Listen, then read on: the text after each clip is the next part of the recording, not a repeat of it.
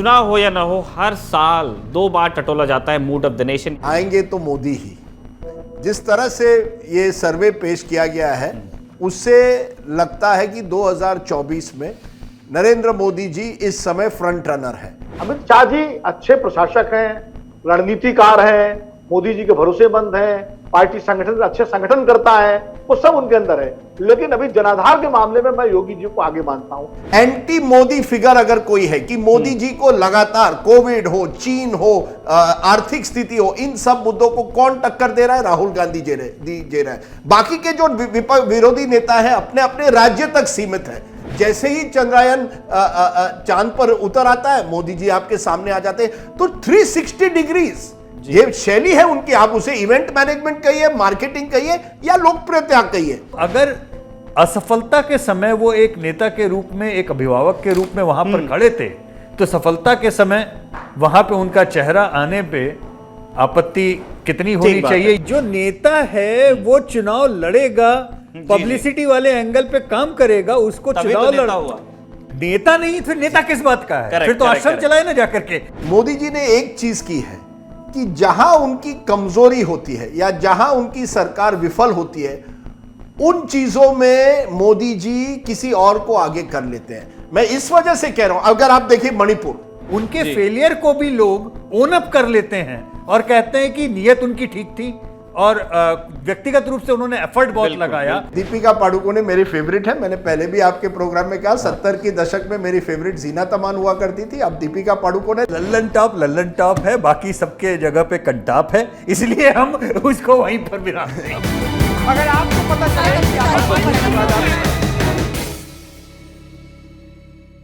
इस साल हिंदी पट्टी के 3 बड़े राज्यों में चुनाव और अगले साल तो आम चुनाव ही हैं। अब जैसे ही चुनाव आने को होते हैं तो डिमांड बढ़ती है सर्वे की, लेकिन चुनाव से ऐन पहले होने वाले सर्वे के साथ दिक्कत ये होती है कि उस पर कितना भरोसा किया जाए और कितना नहीं। इसलिए चुनाव हो या ना हो, हर साल 2 बार टटोला जाता है मूड ऑफ द नेशन, यानी MOTN सर्वे होता है। साल 2023 का दूसरा MOTN हमारे सामने है, जो न सिर्फ ये बताता है कि आज चुनाव हो जाए तो कौन कितने पानी में रहेगा, बल्कि वजह भी बताता है कि मोदी आ गए तो वजह क्या, राम मंदिर होगी या 370 या फिर कोविड प्रबंधन। जनता ने मोदी सरकार को कहाँ किया पास और कहाँ किया फेल, ये पता चलेगा। और समीक्षा विपक्ष की भी होगी कि भारत जोड़ो यात्रा से राहुल गांधी को कितना फायदा हुआ और क्या लोग वास्तव में मानते हैं कि गांधी परिवार के बिना कांग्रेस बेहतर प्रदर्शन करेगी। इन सारे सवालों के जवाब मूड ऑफ द नेशन सर्वे में, और mood of the nation survey की चर्चा होगी हमारे वीकली पॉलिटिकल राउंडअप नेता नगरी में। नमस्कार, मैं हूं निखिल और MOTN के साथ आपके साथ समझूंगा कि मध्य प्रदेश में चुनाव से ऐन पहले जो मंत्रिमंडल विस्तार की चर्चा चल रही है उसके पीछे वजह क्या है और आखिर क्यों गृह मंत्री अमित शाह मध्य प्रदेश को एक पर्सनल मिशन की तरह देख रहे हैं। तो आइए शुरू करते हैं नेता नगरी। जैसे हमने आपसे वादा किया था, नेता नगरी के पहले अंग में बात होगी mood of the nation survey की। एट द आउटसेट हम आपको पहले ही बता दें कि ये सर्वे है इंडिया टुडे मैगजीन का। तो अगर आपको सर्वे की पूरी बारीकियों को समझना है तो आपको इंडिया टुडे मैगजीन खरीदनी पड़ेगी। अगर आप इस सर्वे को हिंदी में पढ़ना चाहते हैं तो आप इंडिया टुडे हिंदी का इस बार का अंक खरीदिए, उसमें आपको सारे सवालों के जवाब मिलेंगे। लेकिन क्योंकि आप नेता नगरी के रेगुलर व्यूअर्स हैं, इसीलिए इस सर्वे की मोटी बातें आपको इस एपिसोड में भी सुनने को मिलेंगी। इन जो सर्वे ने जितने आंकड़े, जितने नंबर्स दिए हैं, जितने पैटर्न्स उसने शो किए हैं, उस पर उसे हम कैसे देखें, कैसे समझें, कैसे बूझें, उस पर बात करने के लिए हमारे पास में 3 मेहमान भी हैं। हम उनसे आपका परिचय कराते हैं और सीधे बातचीत शुरू होगी। सबसे पहले मेहमान है Rajdeep Sardesai, consulting editor, India today TV. बहुत बहुत स्वागत है। नमस्कार निखिल। दूसरे मेहमान हमारे यशवंत देशमुख, फाउंडर हैं सी वोटर के, जिन्होंने इंडिया टुडे के साथ पार्टनर किया और ये सर्वे किया। सर बहुत बहुत शुक्रिया। हम जानते हैं कि आप काफ़ी मुश्किल से आपने बुलाने के लिए शुक्रिया सर आपका भी। और तीसरे मेहमान हमारे विवेक अग्निहोत्री साहब हैं, विनोद अग्निहोत्री साहब हैं, माफ़ कीजिए, कंसल्टिंग एडिटर हैं अमर उजाला ग्रुप के। बहुत बहुत स्वागत है सर आपका। नमस्कार, धन्यवाद सर। सबसे पहले राजदीप हम आपके पास आना चाहते हैं। आपने एक जो हम 2 हिस्सों में सर्वे को प्रेजेंट कर रहा है इंडिया टुडे ग्रुप, आप एक हिस्से को होस्ट भी कर चुके हैं इंडिया टुडे टीवी के लिए, और आपने सर्वे के जो ब्रॉड पैटर्न्स हैं उनको अभी तक के देख लिया है। आपके ओपनिंग रिमार्क्स हम चाहते हैं कि ये सर्वे कहता क्या है होलिस्टिकली, जब हम देखते हैं बिगर पिक्चर, ये सर्वे क्या बता रहा है? ये कहता निखिल भाई वही है जो इस मैगजीन के कवर पर है कि आएंगे तो मोदी ही। जिस तरह से ये सर्वे पेश किया गया है उससे लगता है कि 2024 में नरेंद्र मोदी जी इस समय फ्रंट रनर है। हालांकि कोई चुनाव में ये नहीं कह सकते, कोई गारंटी नहीं होती, बहुत कुछ बदल सकता है, 8 महीने अभी तक बाकी है, लेकिन जिस दिशा में सर्वे आपको ले जाता है वो साफ है कि नरेंद्र मोदी जी की लोकप्रियता निखिल अभी भी 62% लोग उनको उनकी परफॉर्मेंस को अप्रूव करते हैं, या तो कहते हैं आउटस्टैंडिंग है या अच्छा है। अब आप देखिए जब जनवरी में यह सर्वे हुआ था तब नंबर 72 था, तो आप कह सकते हैं थोड़ा घटा है, लेकिन किसी भी नेता का 9 साल के कार्यकाल के बाद अगर उनका अप्रूवल रेटिंग 62% है, यानी 60% से ऊपर है, इसका मतलब है कोई एंटी इनकम्बेंसी नजर नहीं आती, सरकार विरोधी कोई ऐसी भावना नजर नहीं आती, गुस्सा तो बिल्कुल एक तरह से नजर नहीं आता। और ये एक ऐसे समय में निखिल जहां यही सर्वे ये भी कहता है कि आर्थिक दृष्टि से बहुत लोग चिंतित हैं, बहुत लोग चिंतित है, यानी 27% कहते हैं प्राइस राइज नंबर 1 इश्यू है, महंगाई नंबर 1 इश्यू है, 17% कहते हैं कि बेरोजगारी बहुत बड़ा मुद्दा है, 8% कहते हैं गरीबी बहुत बड़ा मुद्दा है, लगभग 50% से ज्यादा लोग कहते हैं कि हमारी आमदनी ना बढ़ी है, और कई लोग कहते हैं घटी है। यानी ऐसा नहीं है कि सब कुछ ठीक है, लेकिन इसके बावजूद लोगों का विश्वास है मोदी जी पर। तो मुझे लगता है, और ये जानिए निखिल जी, ये चंद्रयान के पहले, G20 के पहले किया गया सर्वे है, इसके बाद जहां मोदी जी एक तरह से इसका क्रेडिट भी लेंगे, लेकिन मेरा यह कहना है कि विश्वास जो है, यह सर्वे दर्शाता है कि आर्थिक स्थिति पर लोगों की चिंता है। कई अन्य मुद्दे हैं जिस पर लोगों की चिंता है, लोकतंत्र किस दिशा में जा रहा है, क्या ईडी का गैर इस्तेमाल हो रहा है, ये सब लोगों के सामने चिंता है, लेकिन इन सब चीजों के बावजूद मोदी जी पर उनका विश्वास अभी भी कायम है। तो ये सबसे बड़ी एक तरह से आप कह सकते हैं सर्वे एक तरह से दिशा दिखाता है। दूसरी तरफ इंटरेस्टिंगली निखिल, ये सर्वे ये भी दिखा रहा है कि राहुल गांधी की लोकप्रियता थोड़ी बड़ी है, यानी 12% या 13% लोग जनवरी में कह रहे थे कि वो विपक्ष के सबसे अच्छे उम्मीदवार बन सकते हैं, अब वो बढ़कर 23% हो गई है, और करीब 44-46% लोग कह रहे हैं उनका परफॉर्मेंस एज ऑपोजिशन लीडर, विरोधी पक्ष के नेता से अच्छा या आउटस्टैंडिंग रहा है। तो राहुल गांधी के परफॉर्मेंस में भी खास करके भारत जोड़ो यात्रा के बाद एक लिफ्ट हुई है।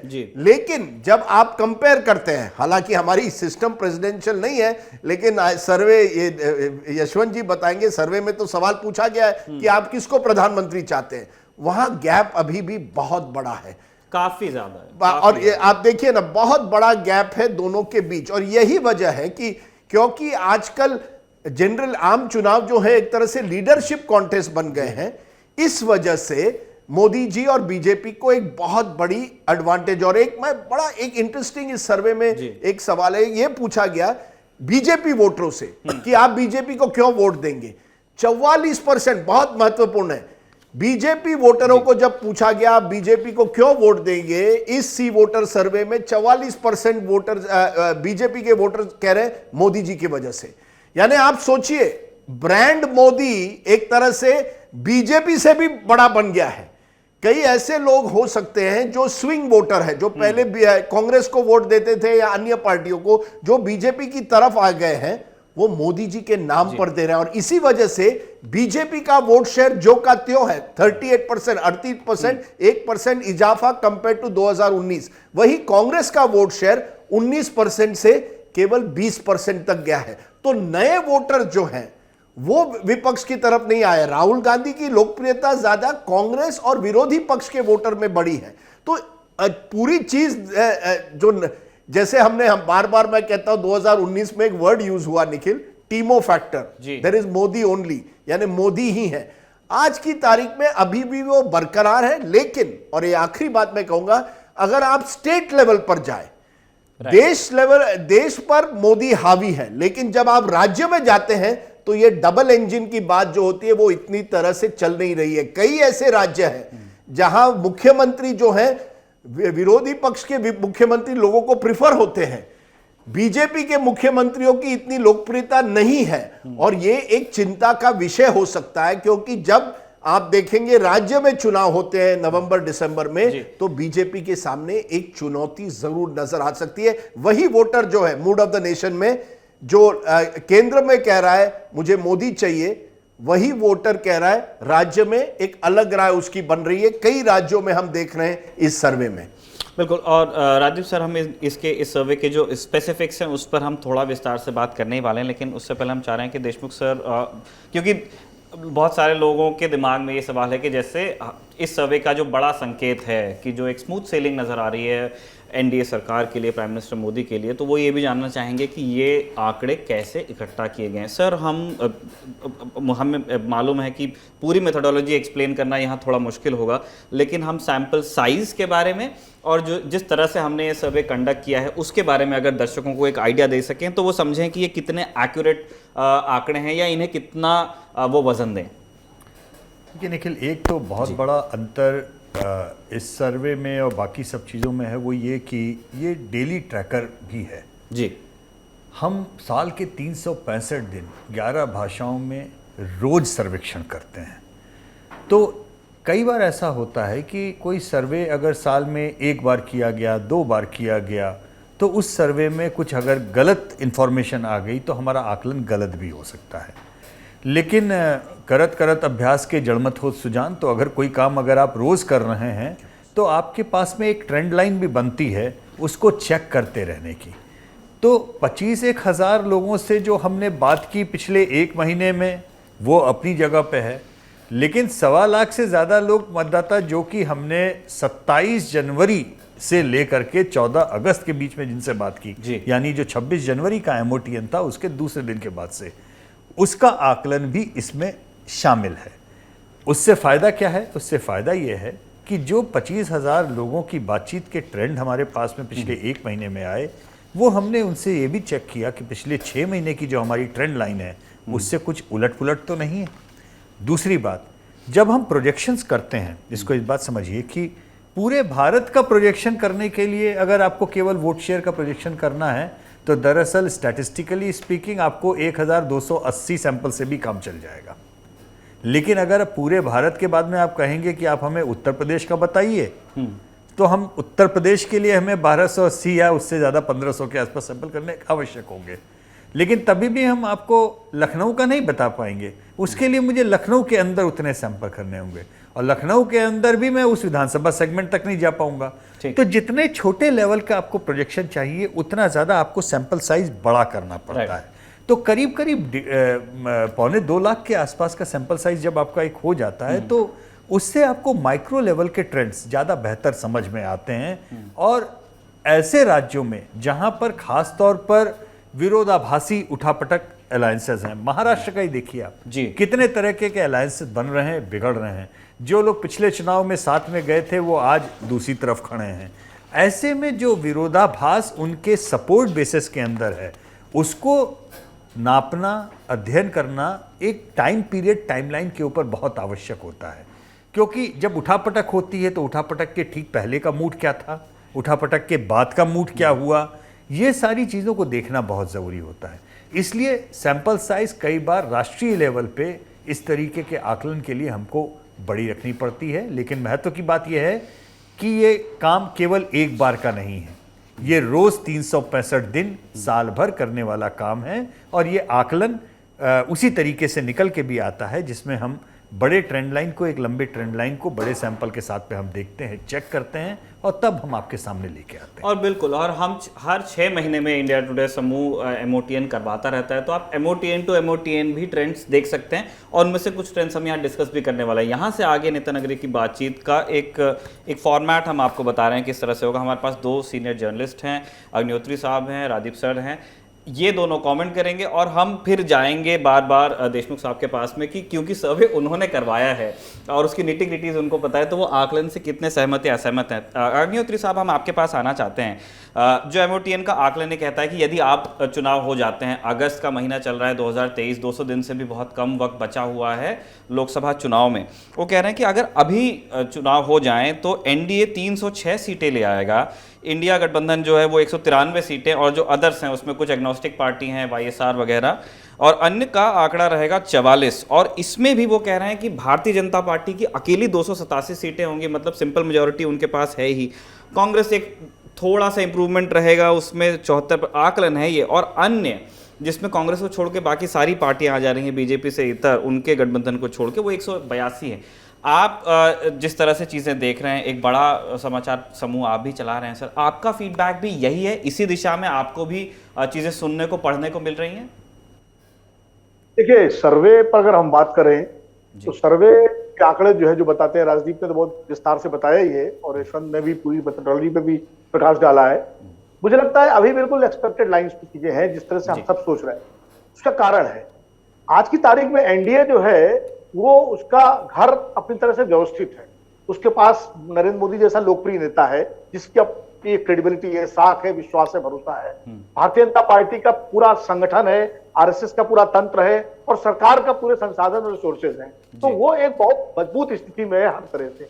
दूसरी तरफ विपक्ष है इंडिया गठबंधन, जो अभी एकजुट हुआ है, अभी पूरी तरह से उसकी तमाम सारी चीजें अनफोल्ड नहीं हुई हैं। अभी 2 मीटिंगें हुई हैं, अभी ये भी नहीं पता है कि संयोजक कौन होगा, अध्यक्ष कौन होगा, सीटों का बंटवारा कैसे होगा, 1-to-1 सीटों का जो है कहां कितनी सीटों पे होगा, कांग्रेस कुल मिलाए कितनी सीटों पे लड़ेगी, अभी ये सारी चीजें बिल्कुल अनिश्चित की स्थिति में है। तो आज की तारीख में जब आप वोटर से बात करेंगे तो जाहिर है लगभग यही नतीजे आएंगे जो आपका सर्वे दिखा रहा है, क्योंकि सामने वाली सेना जो है वो अभी अपना घर संभालने में जुटी हुई है और दूसरी तरफ जो है वो पूरी सेना तैयार है अपने पूरे शस्त्रागार के साथ। तो ये फर्क तो सामने है। इसलिए अभी की जो स्थिति है उसमें मैं सर्वे से लगभग सहमत हूं, लेकिन जैसे जैसे चीजें अनफोल्ड होंगी और चुनाव आगे बढ़ेगा, जैसा राजनीति ने भी कहा कि कोई चुनाव में गारंटी नहीं होती किसी चीज की, हम लोग आकलन लगाते हैं, अनुमान लगाते हैं, विश्लेषण करते हैं अपने तथ्यों और तर्कों के आधार पर। मुझे लगता है कि आज की तारीख में स्थिति लगभग ऐसी ही है, लेकिन एक जो महत्वपूर्ण बात है कि जो वोट शेयर है एनडीए और इंडिया का वो काफी नजदीक है, 41% के आसपास और 43% का जो है, ये अपने आप में एक मुझे लगता है कि काफी महत्वपूर्ण चीज है। और दूसरा, भारतीय जनता पार्टी का वोट शेयर में 1% की बढ़ोतरी जो अभी दिख रही है, 37 से 38% होना, ये 2 महत्वपूर्ण तथ्य हैं जिनका विश्लेषण किया जाना चाहिए। और इसीलिए मुझे लगता है कि जैसे जैसे चीजें, अब जैसे चंद्रयान का असर क्या होगा, G20 का असर क्या होगा, इसके अलावा जो नवंबर दिसंबर में चुनाव विधानसभाओं के होंगे उनके नतीजों का असर क्या होगा, ये और वो कैसे, राहुल गांधी की भारत जोड़ो यात्रा का अगर दूसरा चरण शुरू होता है अक्टूबर में और वो जिस तरह जाएगी पश्चिम से पूरब की ओर, उसका क्या असर पड़ेगा, तब जाकर के कुछ तस्वीर आगे आने वाले दिनों में और ज्यादा साफ होगी। लेकिन आज की तारीख में, आज के समय जिस समय सर्वे किया गया है, उस समय इसके आंकड़े जो है वो लगभग वही है जो हम सब मानते हैं। सर, राजीव सर, जैसे अग्निहोत्री साहब कह रहे हैं कि अभी हमें देखना है कि चंद्रयान के बाद या G20 के बाद क्या होगा, और फिर वो इलेक्शंस का नाम भी ले रहे हैं। हमें ऐसा लग रहा है कि अगर आप सर्वे के रिजल्ट्स को और भी देखें, हम आगे स्टेट्स की भी बात करने वाले हैं कि कहाँ पे इंडिया या एनडीए को फ़ायदा ये सर्वे दिखा रहा है। ऐसा लग रहा है कि कुछ चीज़ों को जनता एक नेशनल नैरेटिव में देखने की कोशिश कर रही है, जिसमें मेरे हिसाब से चंद्रयान आ जाएगा, जिसमें G20 आ जाएगा, और जो स्टेट्स के रिजल्ट्स हैं या जो लोकल लेवल पे घटने वाली घटनाएं हैं, जिनका चुनावी मायने जिनके निकलते हैं, उनको लोग अलग तरह से देखते हैं। तो बिल्कुल कुछ ही महीने में होने वाले इलेक्शंस में वोटिंग बिहेवियर चेंज हो जाता है और वैसा ही अप्रोच भी है। बहुत सारे स्टेट्स में आप देख रहे हैं कि एक स्ट्रॉन्ग प्रेफरेंस है एक लोकल लीडर को लेकर के, एक क्षेत्रीय दल को लेकर के, लेकिन सेंटर के लिए जब उन्हीं लोगों से सवाल पूछा जाता है तो उनका जवाब कुछ और आ रहा है। इसको आप कैसे देख रहे हैं? एक डिसजॉइंट है? देखिए, मैं इस तरह से देख रहा हूं निखिल भाई कि आप देखिए कि भारत में 1989 से करीब 2014 तक 25 सालों के लिए इस देश में कोलिशन गवर्नमेंट्स रहे, मिली जुली सरकारें रही। कुछ लोग उसे खिचड़ी सरकार कहेंगे, मैं कहूंगा मिली जुली सरकार थी। माइनॉरिटी गवर्नमेंट भी थी, नरसिम्हा राव जी की 13 दिन की सरकार भी थी, वाजपेयी जी की बीच में देवेगौड़ा की सरकार भी ज्यादा दिन नहीं चली। तो एक 25 सालों में अगर आप देखें, कोलिशन सरकारों का जमाना था और स्थिरता पर सवाल हुआ करता था कि यह सरकार स्थिर रहेगी क्या या नहीं। वाजपेयी जी लोकप्रिय नेता थे, लेकिन इसके बावजूद भी उनकी सरकार, पहली सरकार जो थी, केवल 13 दिनों के लिए रही। अब क्या हुआ है कि स्थिरता पर लोग जोर दे रहे हैं। लोग समझते हैं स्थिर सरकार यानी मजबूत सरकार, मजबूत नेता यानी मजबूत सरकार, और इसी का फायदा मुझे लगता है नरेंद्र मोदी जी को मिला है। देखिए, आप नरेंद्र मोदी जी के विरोध में हो सकते हैं, उनके कुछ पॉलिसीज के विरोध में हो सकते हैं, लेकिन एक बात माननी पड़ेगी, पिछले 9 सालों में कभी किसी ने यह सवाल नहीं पूछा है ये सरकार रहेगी या नहीं, ये अगले हफ्ते रहेगी या नहीं, ये सरकार गिरेगी या, तो एक स्थिरता आई है।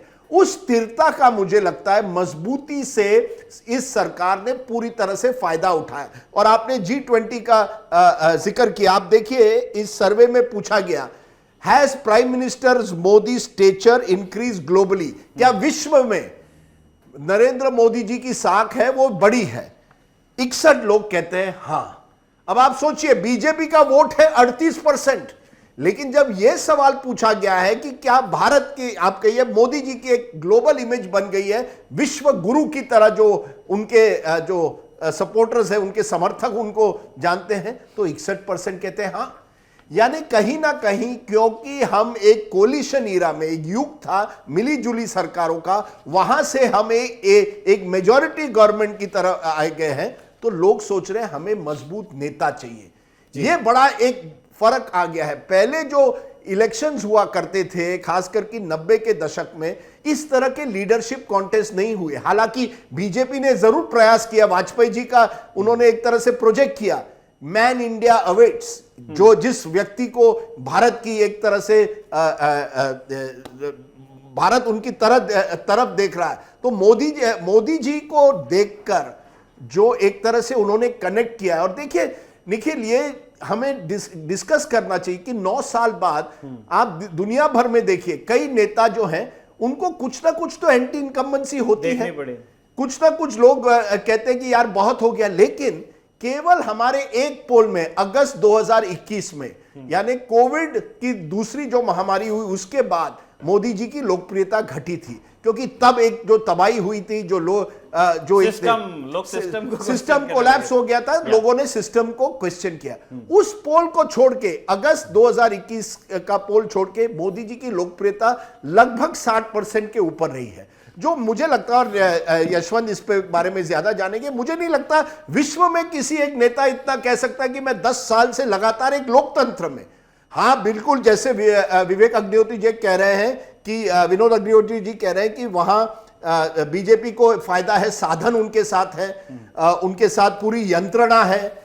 विपक्ष कहेंगे उनके साथ वो ईडी का गैर इस्तेमाल करते हैं, साधनों का गैर इस्तेमाल करते हैं, आरएसएस बीजेपी की मशीन है। लेकिन इन सब के बावजूद आप इस बात से भी नकार नहीं सकते कि मोदी जी ने अपना एक कनेक्ट बना दिया है। और ये कनेक्ट इसलिए है कि लोग समझते हैं यार प्रयास तो कर रहे हैं, कुछ गलतियां हुई है लेकिन एफर्ट के लिए, कि हम ये ऐसा नहीं है कि मुझे लगता है लोग जानते हैं कि चंद्रयान में मोदी जी ने तो इसरो नहीं बनाया, लेकिन मोदी जी की एक खासियत है, आप कहिए खूबी है, शैली है, जो भी, कि हर चीज को पर्सनलाइज करना, कि जब भी कुछ चीज होती है ना, मोदी जी की छाप लग जाती है। अब आप देखिए, जहां भी G20 के होर्डिंग है, मोदी जी का फोटोग्राफ है। जैसे ही चंद्रयान चांद पर उतर आता है, मोदी जी आपके सामने आ जाते हैं। तो 360 डिग्रीज ये शैली है उनकी। आप उसे इवेंट मैनेजमेंट कहिए, मार्केटिंग कहिए, या लोकप्रियता कहिए, जो भी है, Modi ji is there, he is there all around you. सब जगह जहां भी देखूं मैं, मोदी जी नजर आते हैं।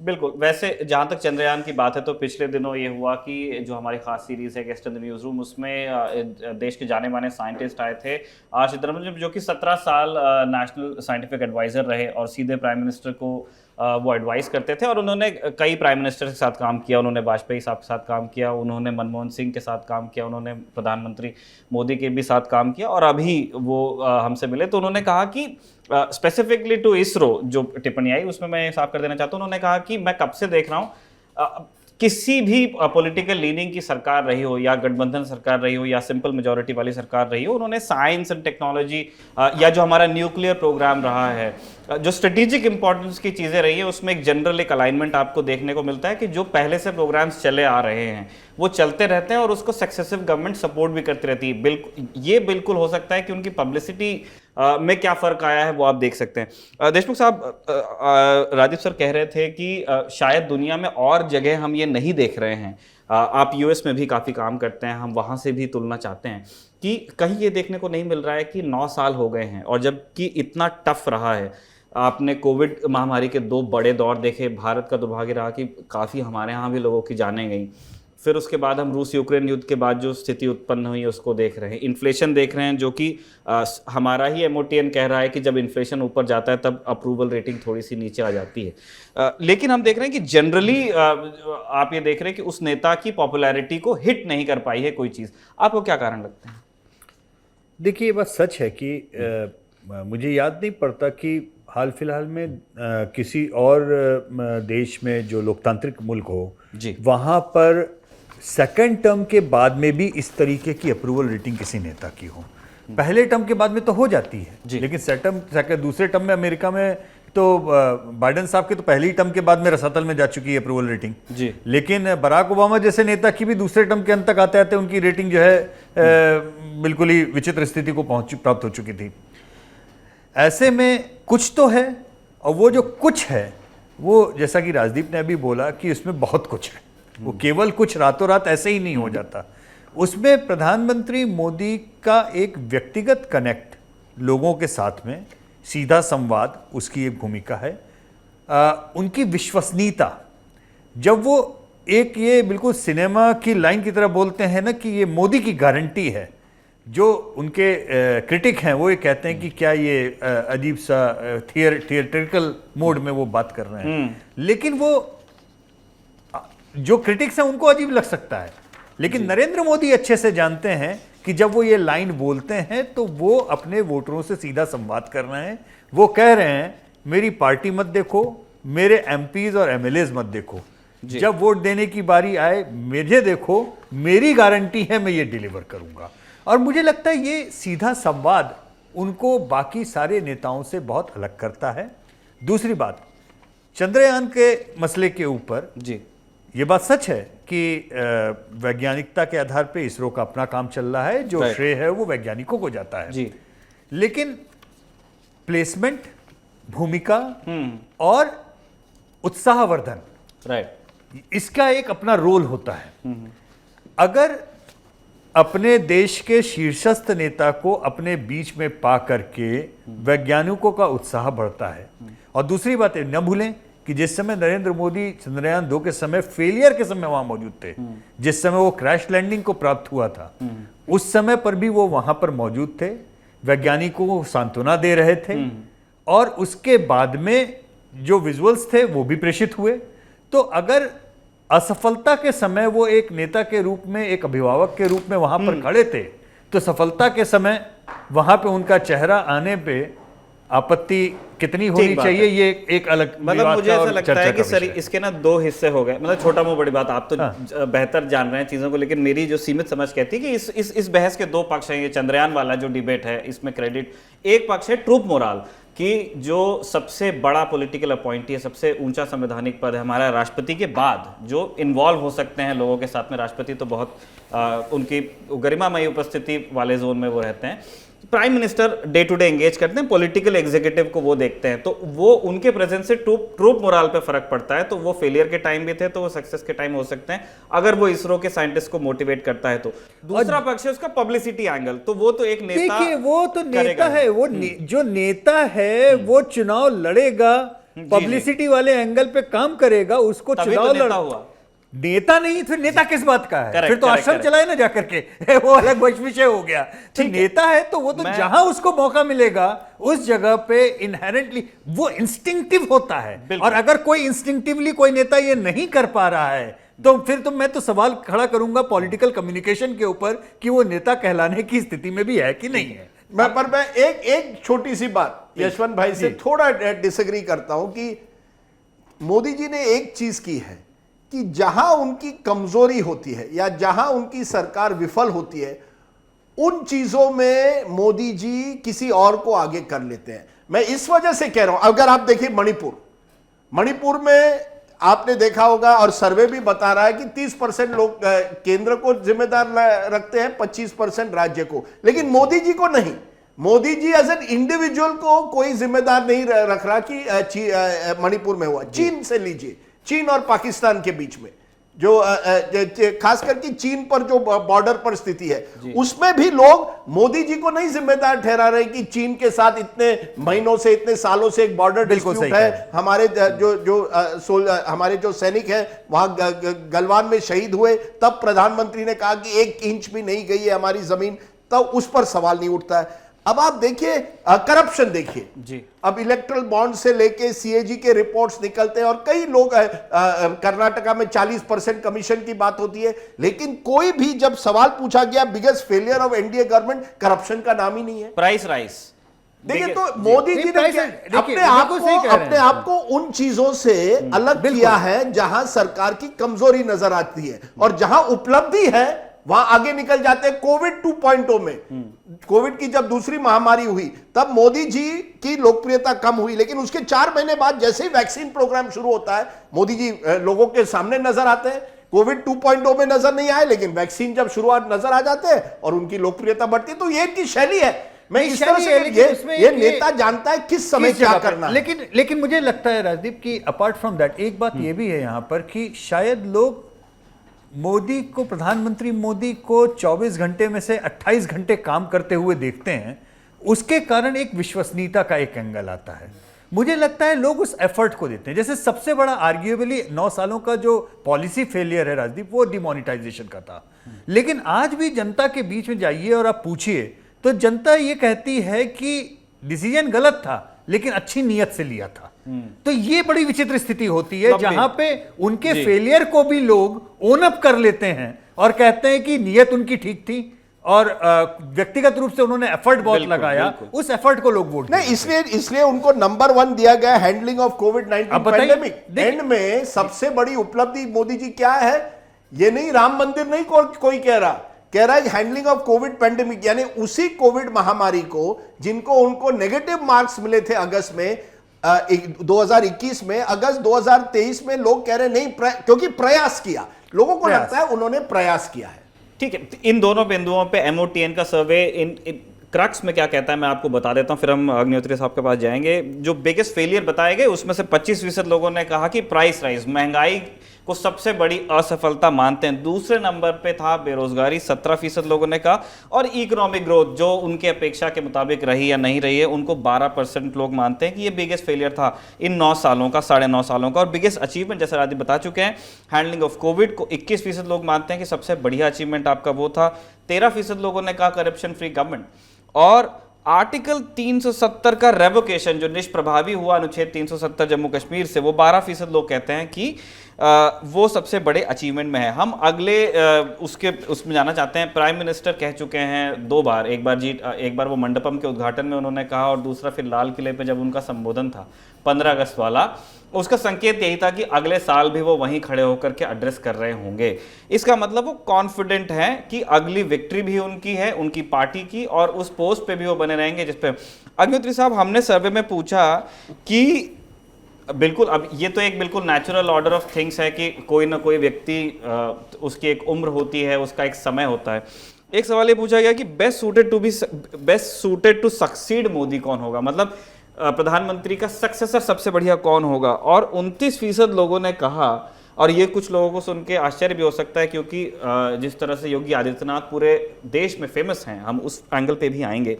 29% लोगों ने कहा अमित शाह, और 26% लोगों ने कहा योगी आदित्यनाथ, और तीसरे नंबर पर नितिन गडकरी थे 15% के साथ। आप भी इसी तरह से देख रहे हैं चीजों को, इन आंकड़ों को आप कैसे देखते हैं? नहीं, मुझे थोड़ा सा इसमें मेरा राय मेरी थोड़ी जुदा है जी। वैसे बहुत सारी बातें अभी राजदीप और यशवंत देशमुख ने कह दी हैं, तो मैं उनको नहीं दोहराऊंगा जी।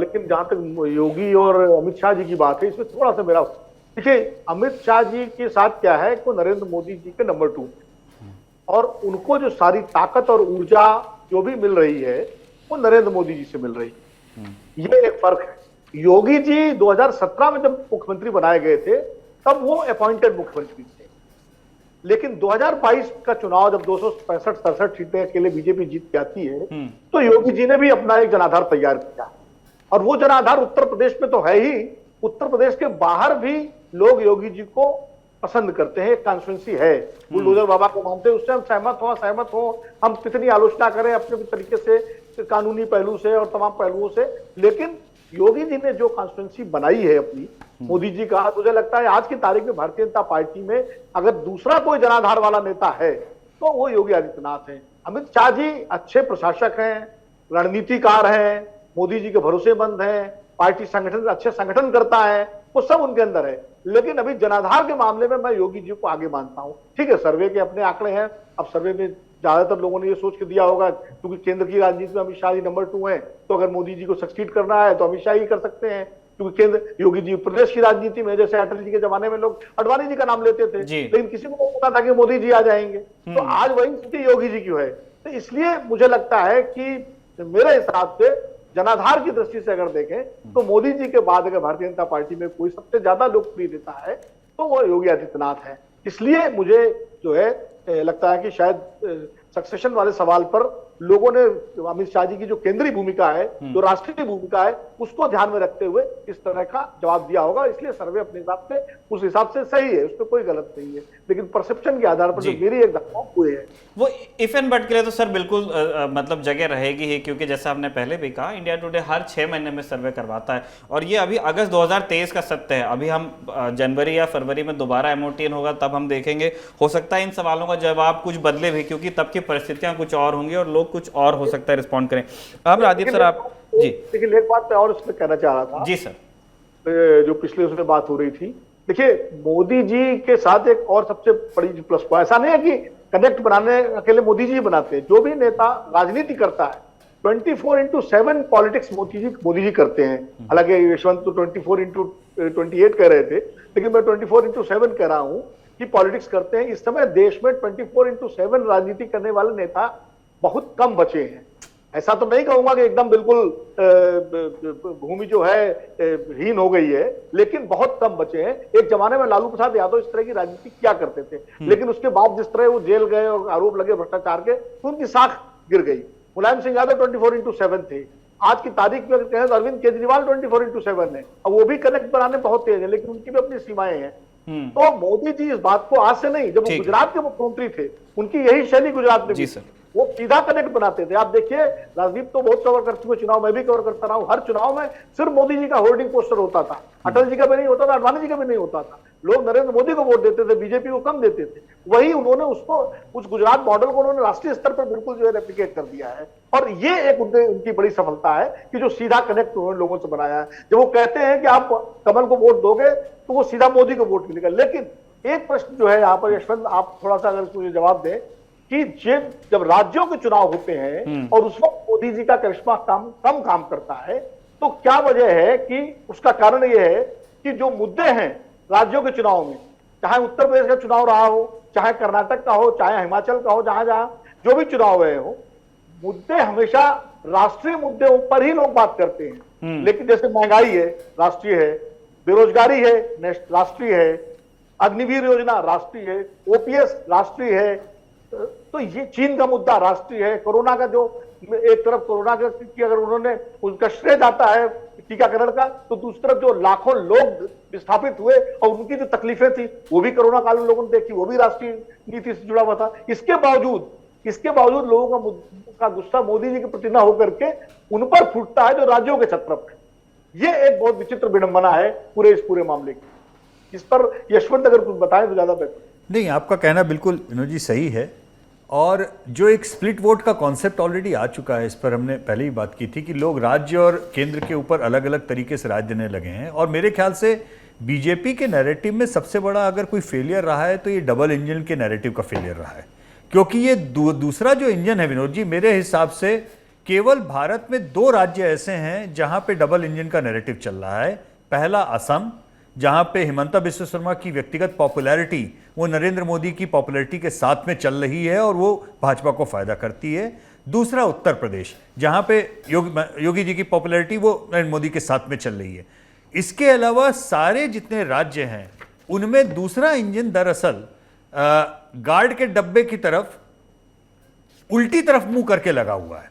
इंजन तो एक ही चल रहा है नरेंद्र मोदी की पॉपुलैरिटी का जी, लेकिन उसके बावजूद भी जब नरेंद्र मोदी अपने आप को उन हारे हुए चुनावों में भी कैंपेन में झोंकते हैं, कर्नाटक में जब क्लियर था कि बीजेपी बुरी तरह हार रही है, तभी भी जब झोंकते हैं, तो मुझे लगता है कि वो दरअसल अच्छे से जानते हैं कि मैं विधानसभा चुनाव में हारी हुई बिसात में भी खुद को झोंकूंगा, तो एक तरह से वो मतदाताओं के बीच में गिल्ट फैक्टर क्रिएट करके आते हैं कि मैं आया था, आपने मुझे वोट नहीं दिया, और उस गिल्ट के साथ में मतदाता जाता है कि ठीक है, इस चुनाव में मोदी जी आपके कहने पे हम वोट नहीं दे रहे हैं, लेकिन जब आपका चुनाव होगा तब हम आके वोट देंगे। तो वो मेहनत नहीं जाती। मुझे लगता है कि वो जैसे इंश्योरेंस पॉलिसी के प्रीमियम की तरह से राजदीप इन्वेस्टमेंट करके आते हैं, ये मुझे कभी कभी लगता है।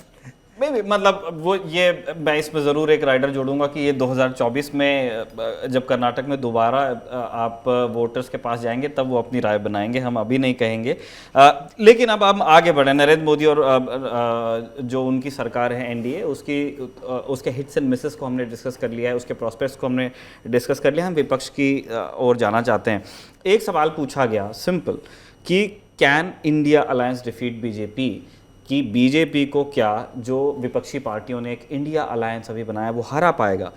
33% लोगों ने कहा हाँ, 54% लोगों ने कहा नो। इस कॉन्टेक्स्ट के साथ लेकिन हम डिस्कस करना चाहते हैं बाकी चीज़ें विपक्ष के बारे में। जो सबसे बड़े विपक्षी नेता का चेहरा आज भी जो देखने को मिल रहा है, और हमने भी अपने सर्वे में जो फीडबैक लिया है वो राहुल गांधी का ही है।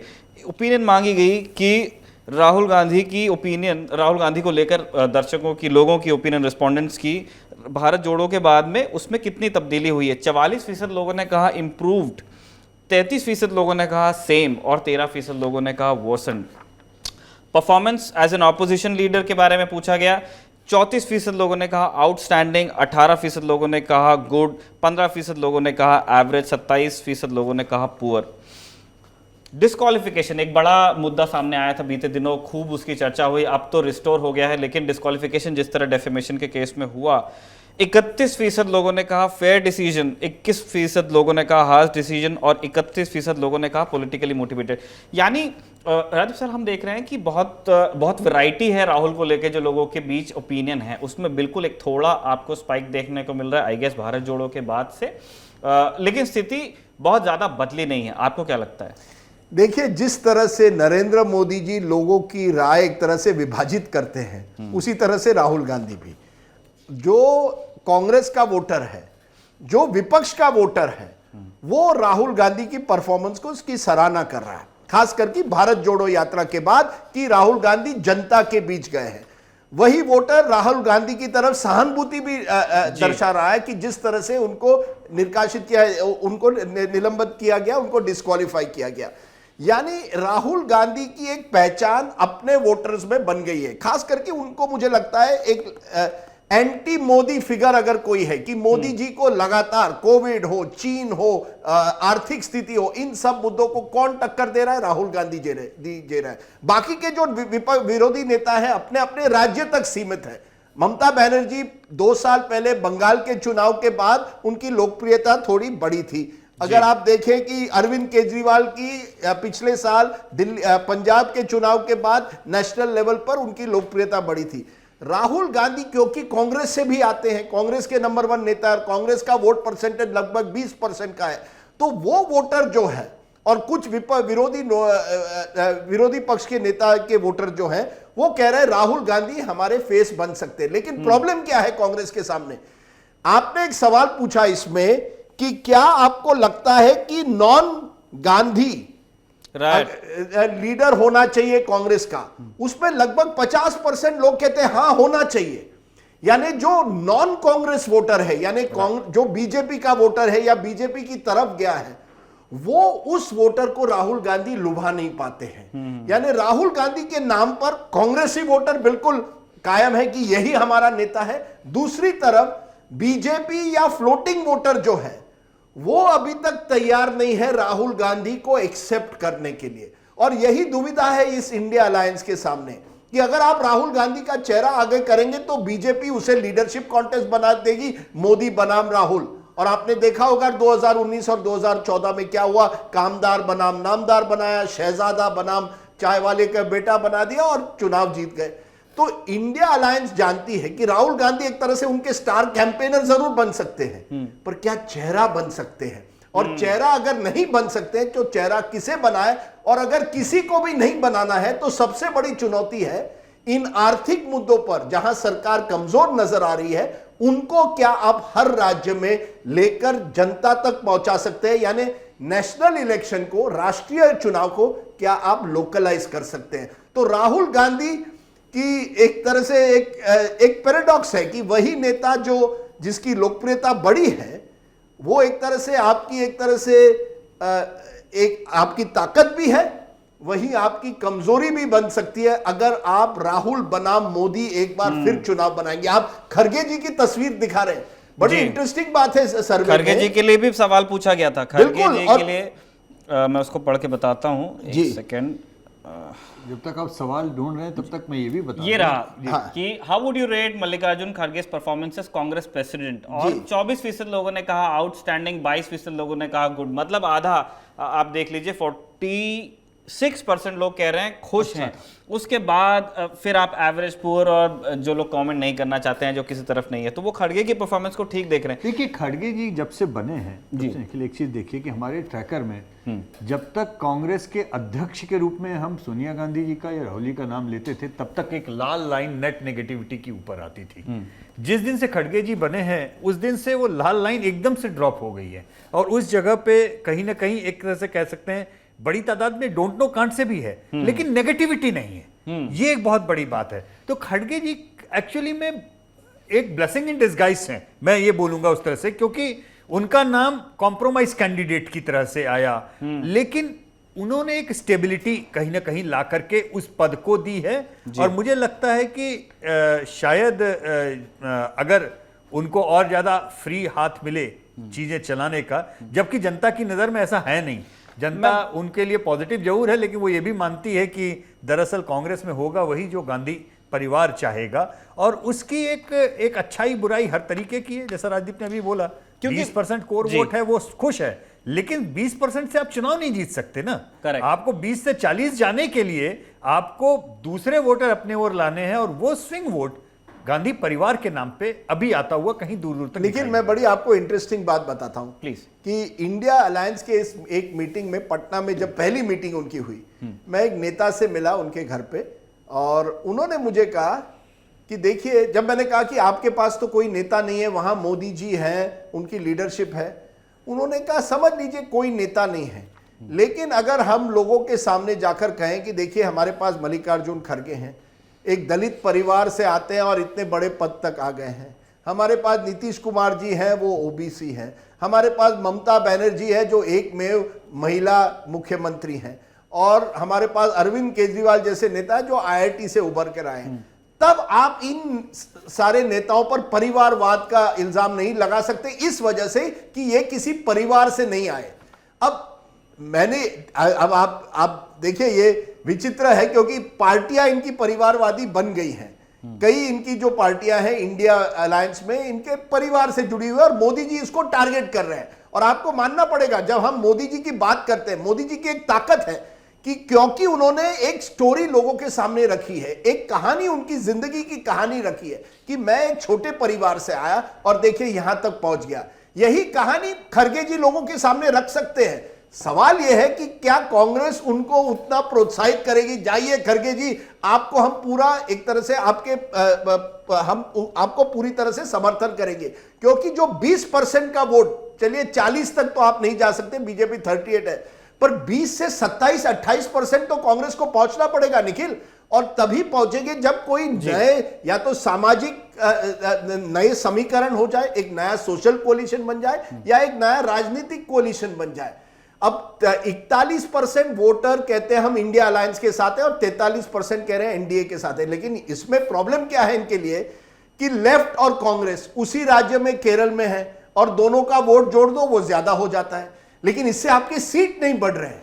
बीजेपी की सीटें 43% पर 300 तक पहुंच रही है, और वही इंडिया अलायंस की सीटें 41% पर 195 पर रुक जाती है, क्योंकि कांग्रेस 20% पर है। जब तक कांग्रेस, जो सबसे ज्यादा सीटें लड़ेगी इस विरोधी अलायंस में, उनकी सीटें दुगना नहीं होती, तब तक ये विरोधी दल करेगा क्या? और इसी वजह से इनको सोचना पड़ेगा कि आप खड़गे जी को भले ही आप मुख्य प्रधानमंत्री मत फेस मत प्रोजेक्ट करिए, लेकिन उनको एक ताकतवर करिए, या अन्य नेताओं को करिए, ताकि लोगों को लगे वाकई कि इस अलायंस में कुछ है? नहीं तो बीजेपी हमेशा यही सवाल पूछने वाली है, मोदी वर्सेस हु, कौन है दूसरी तरफ, और उसे प्रेसिडेंशियल करने की कोशिश करेगी। बिल्कुल, और उस बात से हम एग्री करते हैं कि मल्लिकार्जुन खड़गे उनको थोड़ा सा और फ्रंट फुट पे आकर के, उनको जो पार्टी का अंदर से जो रिसोर्सेज उनके हाथ में है या अथॉरिटी उनके हाथ में, उसको बढ़ना जरूरी है। क्योंकि हमने पूछा कि MOTN में एक सवाल किया गया कि who among the non Gandhi leaders is best suited to lead the Congress, उसमें मल्लिकार्जुन खड़गे नंबर 3 आए। उस नंबर 1 मनमोहन सिंह, बहुत उनकी एज हो गई है, अभी हमने राज्यसभा में जब वो आए थे वोट करने तब देखा भी, अभी स्वास्थ्य उस तरह की इजाजत उन्हें देगा नहीं। नंबर 2 सचिन पायलट, वो अपने स्टेट में ही काफी हीट देख रहे हैं, और मल्लिकार्जुन खड़गे 7% लोगों की पसंद है, तो उनको थोड़ी पब्लिसिटी की जरूरत आई गेस है। हम अग्निहोत्री साहब आपके पास आना चाहते हैं अब, और हम नेता नगरी में जो बातचीत है उसको अब चुनावी राज्यों की ओर ले जाना चाहते हैं, जिन राज्यों में चुनाव होंगे, और वहां पे लोगों से जाकर पूछा गया कि वो किस तरह से वोट करेंगे लोकसभा के लिए। हम सबसे पहले उत्तर प्रदेश के आंकड़े सर आपके सामने रख रहे हैं। पूछा गया 80 सीटें हैं, तो 72 सीटें दिख रही हैं जाते हुए, आकलन है ये एनडीए को 49% वोट के साथ, मतलब हर दूसरा वोटर एनडीए को वोट करेगा, और इंडिया गठबंधन को ये भी कोई कम वोट परसेंट नहीं है, 38% वोट है, और इसमें लेकिन सीटें आ रही हैं सिर्फ 8। आप भी उत्तर में सपा और कांग्रेस के वोट दोनों, हालांकि मुश्किल से 2-3% ही बचे हैं कांग्रेस के, लेकिन जिस तरह बाइपोलर हो चुका था स्टेट, उसमें नंबर दिक्कत नहीं है। देखिए उत्तर प्रदेश जहां तक सवाल है, आप एक बात समझ लीजिए कि पिछली बार उत्तर प्रदेश का महागठबंधन मेरे ख्याल से सबसे बड़ा विपक्षी अलायंस की पॉसिबिलिटी जो हो सकती थी वो था। सपा बसपा का साथ में आना, वो एरिथमेटिक्स के हिसाब से बीजेपी के लिए सबसे बड़ा थ्रेट, सबसे बड़ा पोटेंशियल डेंजर था। लेकिन जो एरिथमेटिक में हुआ वो केमिस्ट्री में नहीं हुआ। बसपा के वोटर्स ने सपा के कैंडिडेट्स को वोट नहीं डाला, और मुझे लगता है कि ये केमिस्ट्री का सवाल ये विपक्षी अलायंस के ऊपर लगातार घूम घूम के बार बार ये दिक्कत का काम करेगा। एरिथमेटिक बहुत सारी जगहों पे जो अभी बहुत मजबूत दिख रही है, हो सकता है चुनाव आते आते केमिस्ट्री के इश्यूज इसमें आए, चाहे वो उत्तर प्रदेश के बियॉन्ड जाके बिहार का मसला हो, चाहे महाराष्ट्र का मसला हो।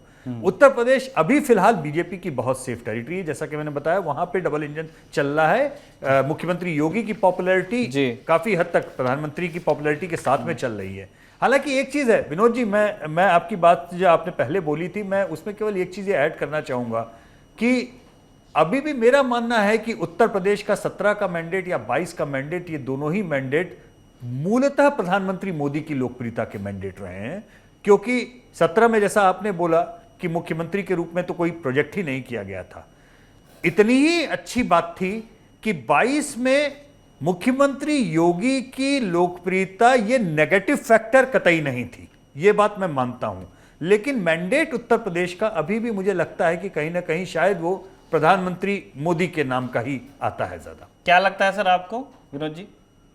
नहीं, मैं इस पे सहमत हूँ यशवंत की बात से, लेकिन योगी फैक्टर उसमें भी एक महत्वपूर्ण था। या बिल्कुल मैं मानता हूँ। हाँ जी, मैं प्रधानमंत्री की लोकप्रियता उत्तर प्रदेश में वैसे ही बरकरार है जैसे 2014 में थी। उसको कोई किसी के, मैं मल्लिकार्जुन एक बात बताना चाह रहा हूँ। देखिए खड़गे जी, जैसे जो अभी राजीव ने कहा कि मोदी जी ने अपनी एक कहानी बनाई है कि बहुत छोटे परिवार से आए, गरीब परिवार से आए, खड़गे जी ने उसको काउंटर करना शुरू कर दिया है। आप याद करिए, खड़गे जी ने कहा कि भाई वो कहते हैं मैं चाय वाला का बेटा हूं, लेकिन मेरे तो हाथ की कोई चाय भी नहीं पीता। अब ये उससे काउंटर है। खड़गे जी ने कर्नाटक के चुनाव में बराबर कहा कि वो कहते हैं मैं गरीब परिवार से हूं, तो क्या मैं किसी पूंजीपति परिवार से हूं? यानी वो अपनी एक समानांतर कहानी बना रहे हैं।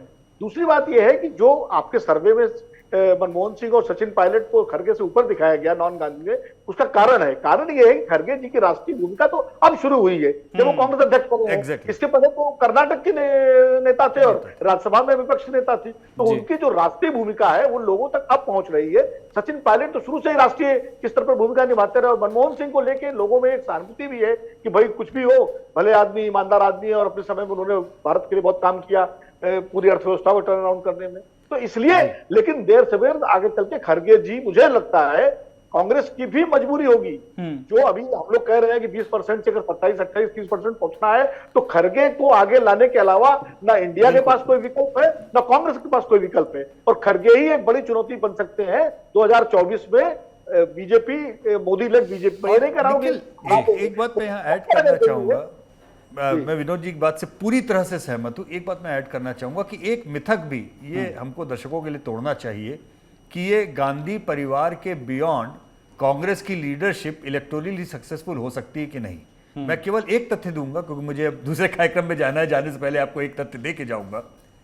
चाचा केसरी के नेतृत्व में जो कांग्रेस का परफॉर्मेंस था वो सोनिया जी के नेतृत्व में 2004 के परफॉर्मेंस से बेहतर था। ये बात कोई अंडरलाइन नहीं करता। वही चाचा केसरी जो टॉयलेट में बंद कर दिए गए थे 24 अकबर रोड के सत्ता के ट्रांजिशन के समय में, उनके जैसे नेता के भी नेतृत्व में कांग्रेस का प्रदर्शन बेहतर था। चाहे मनमोहन सिंह हो, चाहे नरसिम्हा राव 5 साल की सरकार चलाने के बाद एंटी इनकम्बेंसी के बाद में भी जिस तरह के वोट और सीट लेके आए, वो पीक भी आज तक अभी कांग्रेस दोबारा 2010-9 में टच कर पाई थी। 2009 में मनमोहन सिंह जी की पॉपुलैरिटी या मनमोहन सिंह जी के ओवरऑल जो उनकी छवि थी, उसका जितना बड़ा योगदान कांग्रेस के जीत में था, मुझे लगता है उसको उतना ड्यू रेस्पेक्ट नहीं दिया जाना चाहिए। ठीक है, हम सवालों के उस सिलसिले में जहां पे हम बिल्कुल कंक्लूड करने वाले हैं, हमने उत्तर प्रदेश के आंकड़े आपसे शेयर किए। गुजरात में भी एनडीए को सुन के अच्छा लगेगा, बीजेपी को 26 के 26 उनको जाते दिख रहे हैं 60% वोट शेयर के साथ। इंडिया 35% वोट पाने के बावजूद विल ड्रॉ ब्लैंक, ये अनुमान है। हम महाराष्ट्र के बारे में राजीव सर आपसे बात करना चाहते हैं, बिकॉज अभी वहां सत्ता परिवर्तन हुआ और पिछले MOTN को लेकर के बड़ी चर्चा थी वहां पे कि वो किस तरह के प्रोजेक्शंस दे रहा था इलेक्शंस को लेके। वहां हम देख रहे हैं कि इंडिया को 45% वोट अभी दिख रहा है, अनुमान 28 सीटें दिख रही हैं। एनडीए 40%, ये कम वोट नहीं है, 20 सीट्स। आप जाते रहते हैं, मिलते रहते हैं बहुत सारे पॉलिटिशियंस को, आपका काम ही है। हम जानना चाहते हैं कि ये जो नंबर्स आपको देख रहे हैं, क्या वो सही रिप्रेजेंट करते हैं महाराष्ट्र के सत्य को? सच बताएं निखिल, महाराष्ट्र एक ऐसा राज्य बन गया है ना जहां मैं यशवंत की पोजीशन में रहना ही नहीं चाहता, क्योंकि बहुत मुश्किल है। हर महीने स्थिति बदल जाती है, हर 2 महीने कोई नए समीकरण आते हैं, और विधानसभा में तो और भी मुश्किलात होगी, क्योंकि वहां सीट शेयरिंग लेके अन्य जो लोकल लेवल फैक्टर्स है वो और भी हावी हो सकते हैं। देखिए, मैं एक बड़ी बात ये कहूंगा कि महाराष्ट्र में गणित जहां है, जो हमें जनवरी में लगा पूरी तरह से विपक्ष की तरफ था, वो लगभग धीरे धीरे एक तरह से ऑलमोस्ट इक्वल हो गया कि दोनों तरफ अब मजबूती एक तरह से नजर आती है। लेकिन जो केमिस्ट्री है, पॉलिटिक्स में अरिथमेटिक होती है, गणित होती है, केमिस्ट्री है। ये केमिस्ट्री लोगों में इस समय एक सहानुभूति अभी भी है। जिस तरह से उद्धव ठाकरे या शरद पवार जो 83 साल के हैं उनको कमजोर करने की कोशिश की गई है, या उद्धव ठाकरे को पॉलिटिकली खत्म करने की कोशिश की गई है, उसकी वजह से एक सहानुभूति है। और जिस तरह से फडणवीस जी को भी कुछ बीजेपी के कार्यकर्ता समझते हैं या बीजेपी के वोटर समझते हैं कि उनको भी नजरअंदाज किया गया है, उसमें भी एक नाखुशी है। इन सब कारणों की वजह से महाराष्ट्र में मैं समझता हूं अगर विधानसभा होते तो जरूर मैं कहता विपक्ष को इस समय एज है, लेकिन लोकसभा में मोदी फैक्टर आता है। और इसी वजह से आप देख रहे हैं इतनी क्लोज 28-20 जो 4 सीटों का एक तरह से फर्क है, 24-24 भी महाराष्ट्र में पहले हुए हैं। और आप देखेंगे हर राज्य में ये हो रहा है कि ये मोदी फैक्टर कितना हावी रहेगा। आप इसी पोल में देखिए कर्नाटक में, जहां चुनाव में मई के महीने में कांग्रेस की जीत होती है, 23 सीटें एनडीए को, 23 एनडीए 5 इंडिया। बिल्कुल 28 सीटों में से 23 सीटें आप बीजेपी को दे रहे हैं। यानी स्थिति देखिए कितनी जल्दी बदल जाती है कि लोग वही जो चाहते हैं कि सिद्धारमैया बंगलुरु में बने लेकिन केंद्र में मोदी बने।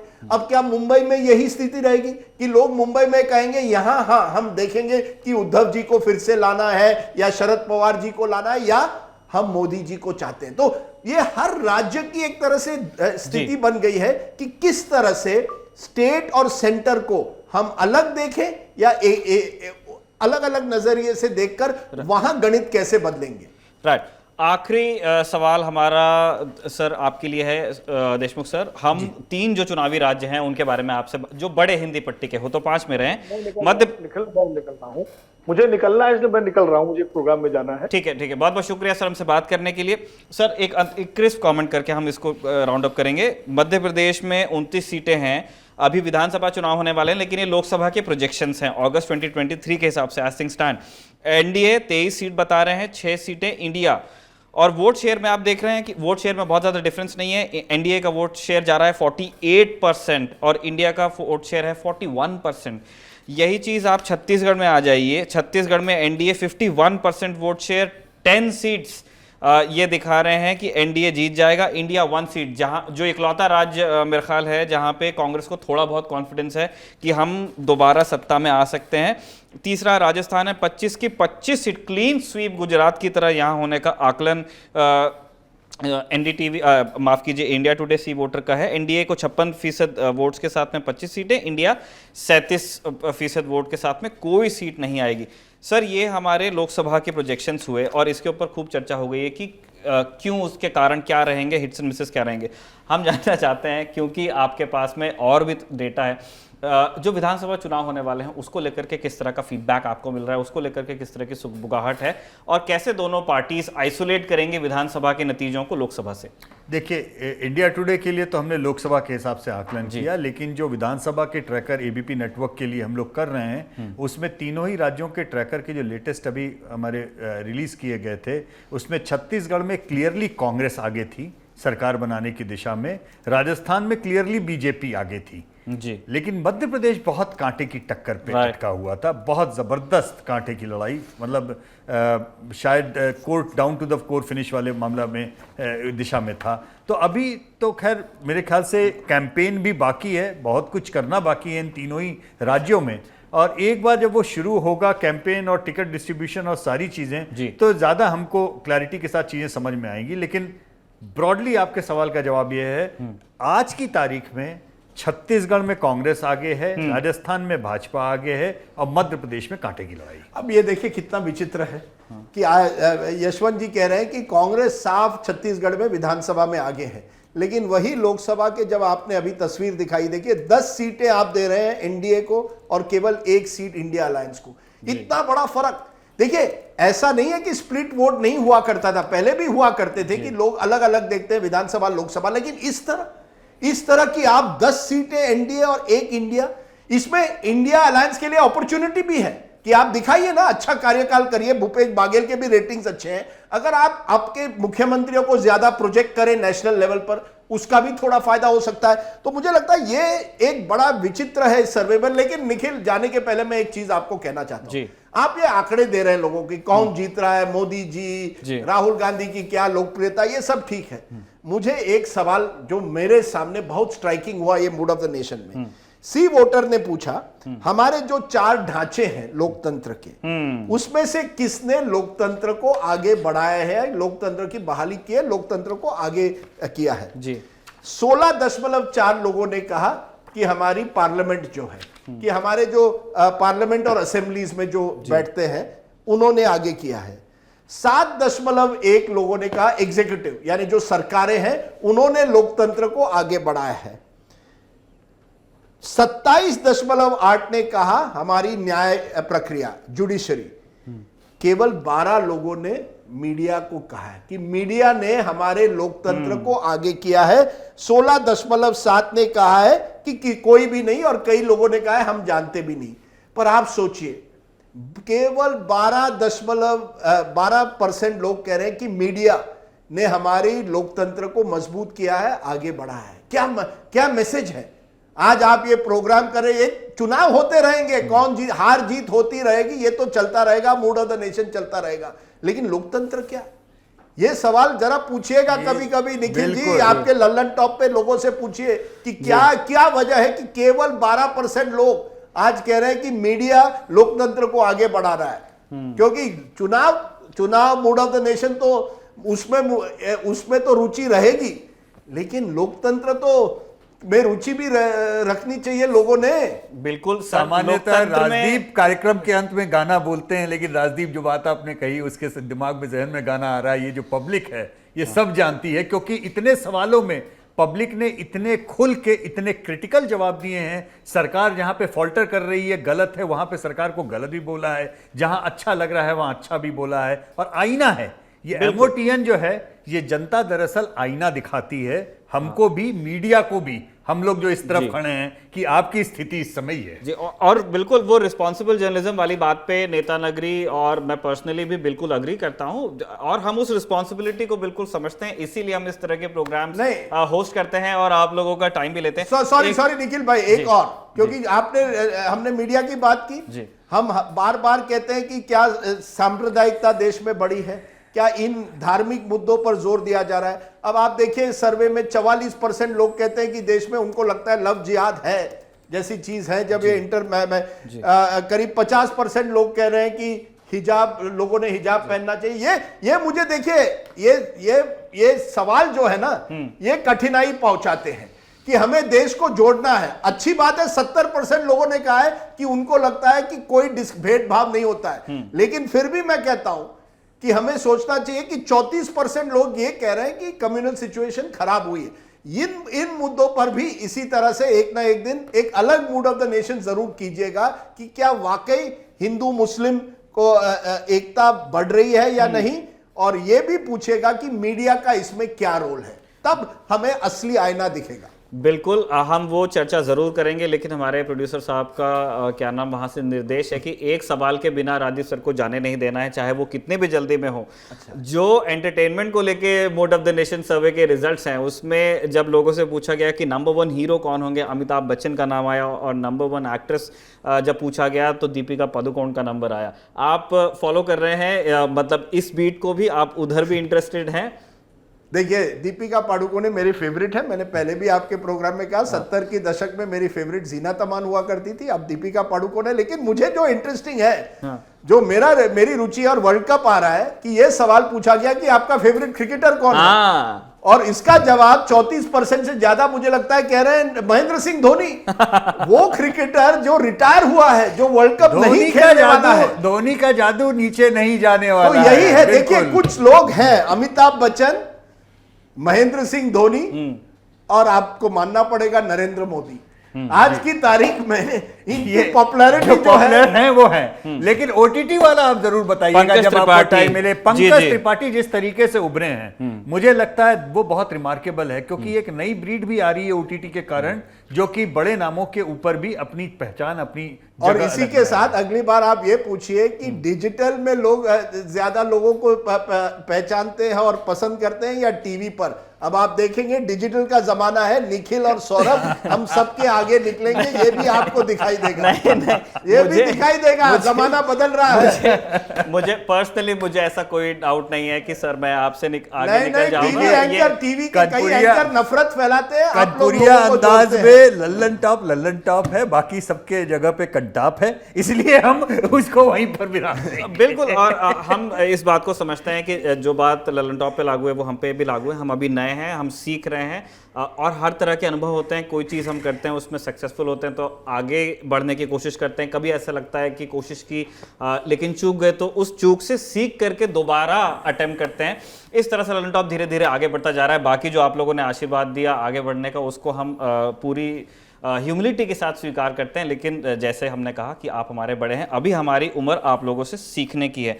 जैसे राजीव सर ने बताया भी, हिंट किया कि मूड ऑफ द नेशन सर्वे साल में 2 बार होता है, और सर्वे का जो असली स्कोप है वो बहुत ज़्यादा है। हमने इंटरनेशनल पॉलिटिक्स पे सवाल किए हैं, स्पोर्ट्स पे, एंटरटेनमेंट पे सवाल किए हैं। नेशनल पॉलिटिक्स में फिर ऑपोजिशन अलग है, पक्ष अलग है, अलग अलग तरह के सवाल पूछे गए हैं, और बहुत वैरायटी है सवालों में, और बहुत वैरायटी के साथ लोगों ने जवाब भी दिए हैं। अगर आप पूरा सर्वे पढ़ना चाहते हैं, समझना चाहते हैं, तो आपको इंडिया टुडे मैगजीन को खरीदना पड़ेगा। अगर आप हिंदी में ये सर्वे पढ़ना चाहते हैं तो आपको इंडिया टुडे हिंदी का इस बार का अंक खरीदना पड़ेगा।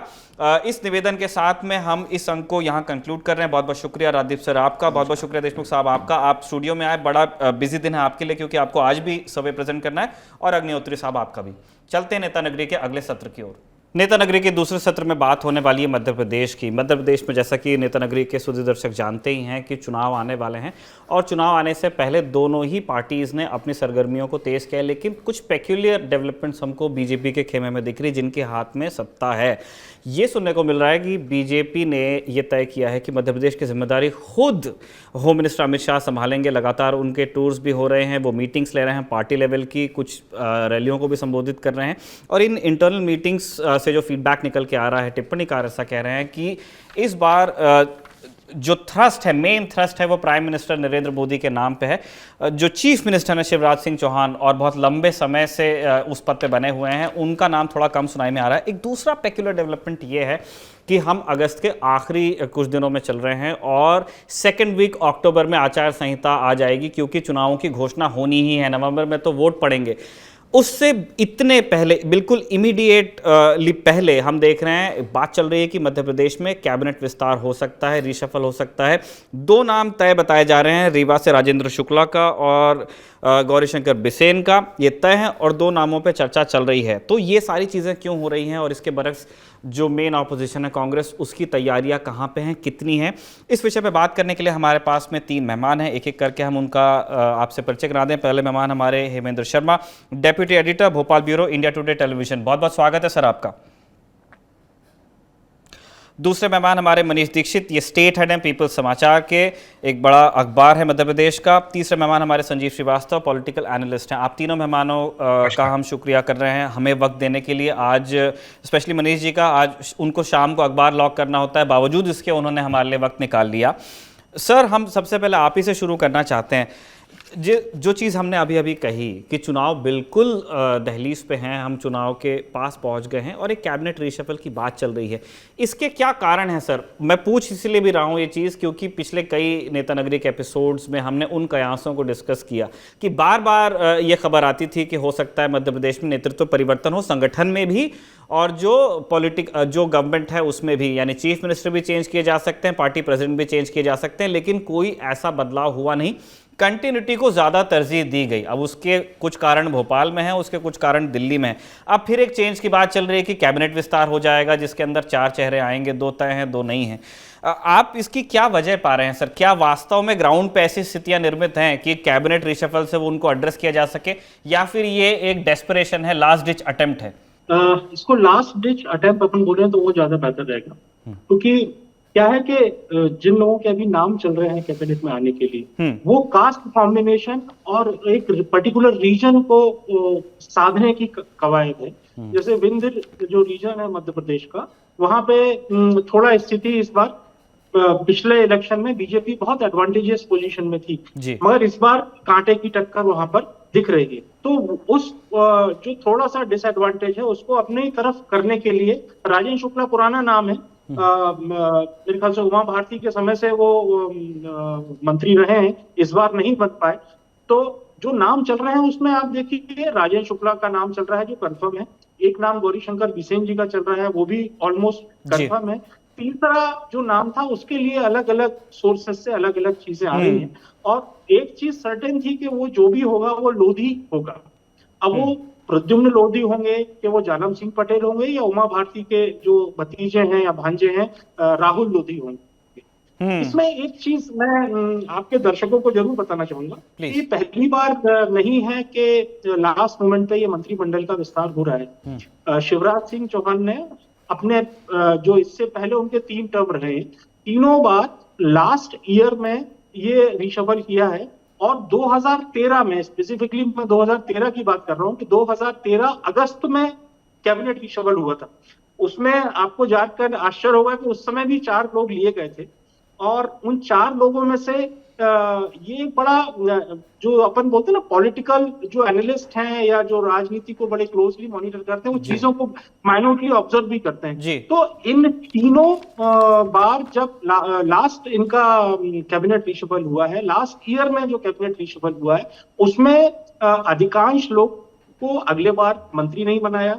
अब 13 करोड़ में जिसमें 4 लोग बने थे, उसमें एक विजय शाह थे, एक अंतर सिंह आर्य थे, वो जीत गए चुनाव बट वो मंत्री नहीं बने।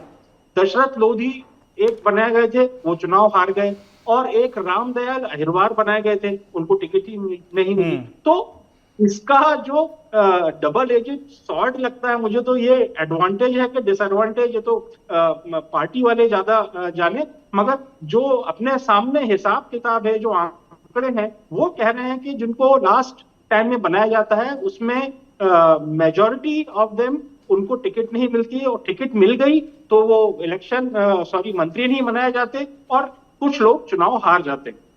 मैं हेमेंद्र जी से भी टिप्पणी इस बारे में चाहता हूं, और उसका मैं कारण भी इस्टेब्लिश कर देता हूं फॉर आवर व्यूअर्स। हेमेंद्र जी के साथ एक एडवांटेज ये है कि वो भोपाल में हैं और वो बहुत लोकल लेवल पे चीज़ों को डेवलप होते हुए देख रहे हैं, लेकिन जो नेशनल न्यूज़ साइकिल है उसमें वो रेगुलरली कंट्रीब्यूट करते हैं।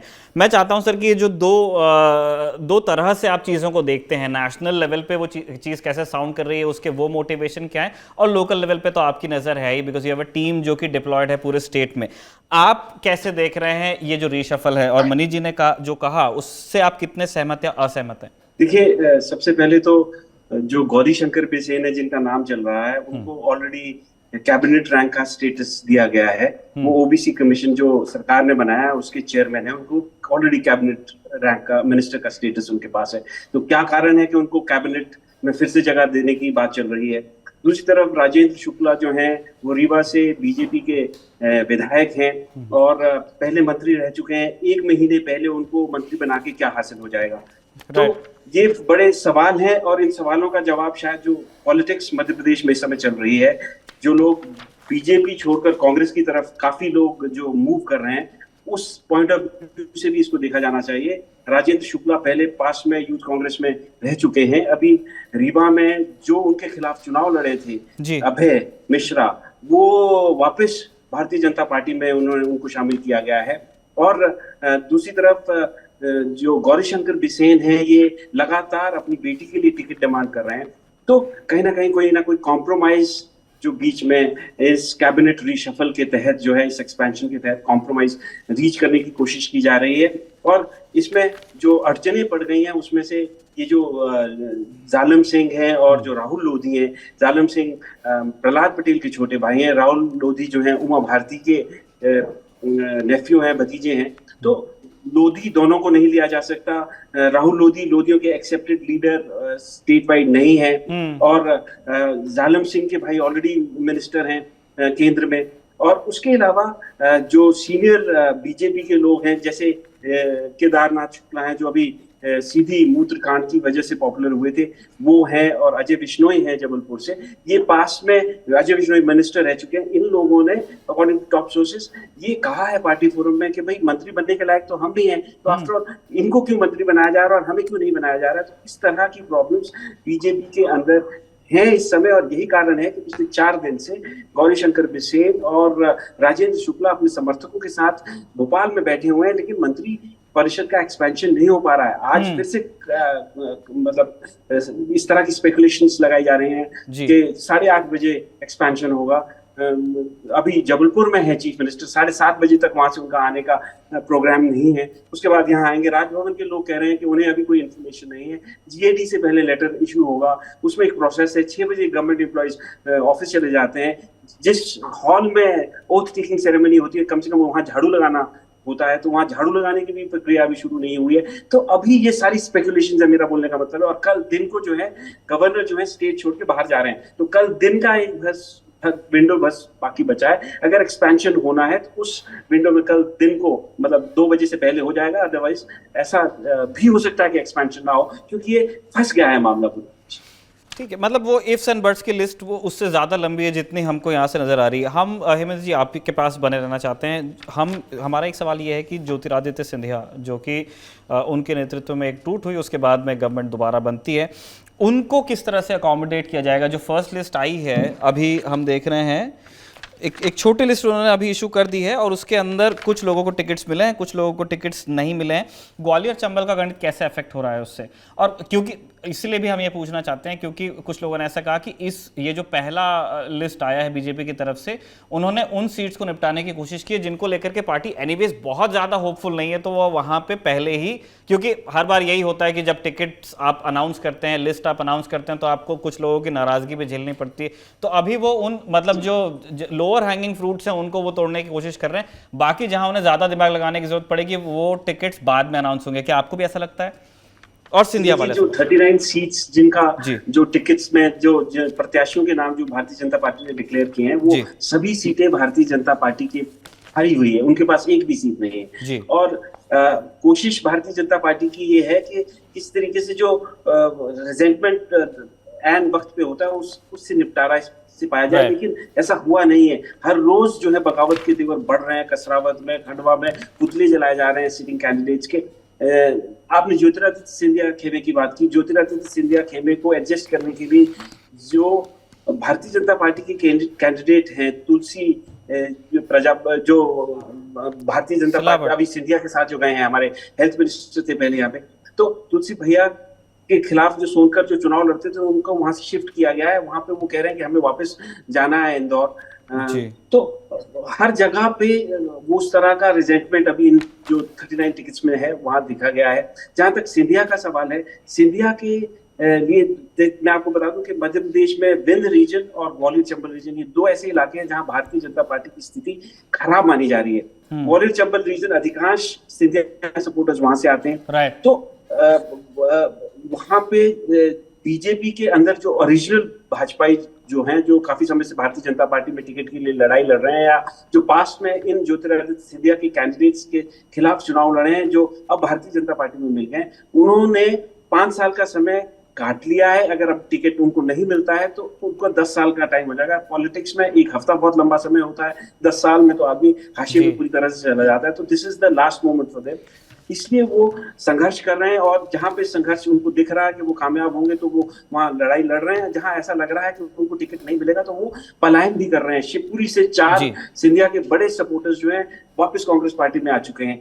तो और भारतीय जनता पार्टी के भी लोग जो हैं, जो देख रहे हैं कि जहां पे मतलब ये जो सिंधिया सपोर्टर्स जो सिंधिया के साथ गए थे वो वापस आए हैं, और जो भारतीय जनता पार्टी के लोग हैं जैसे नीरज मिश्रा जो हैं वो वापस आए हैं। सुर्खी से नीरज शर्मा सुर्खी से जो कांग्रेस में अभी कल ज्वाइन किया, वो गद्दावर है। और गोविंद सिंह राजपूत के खिलाफ वो अगर चुनाव लड़ेंगे तो वहां एक टफ कॉन्टेस्ट होगा। और भी गोविंद सिंह राजपूत के खिलाफ बहुत सारी प्रॉब्लम है। तो जो कांग्रेस लोग जिन सीटों पर गए थे वहां पे भारतीय जनता पार्टी के लोग भी कांग्रेस में आ रहे हैं, और जो कांग्रेस के सपोर्टर्स उनके साथ गए थे और उनको जिनको टिकट मिलने की उम्मीद नहीं है तो वो भी वापस कांग्रेस में आ रहे हैं। तो इसलिए ज्योतिरादित्य सिंधिया जो है चारों तरफ से घिरे हुए नजर इस समय हमको।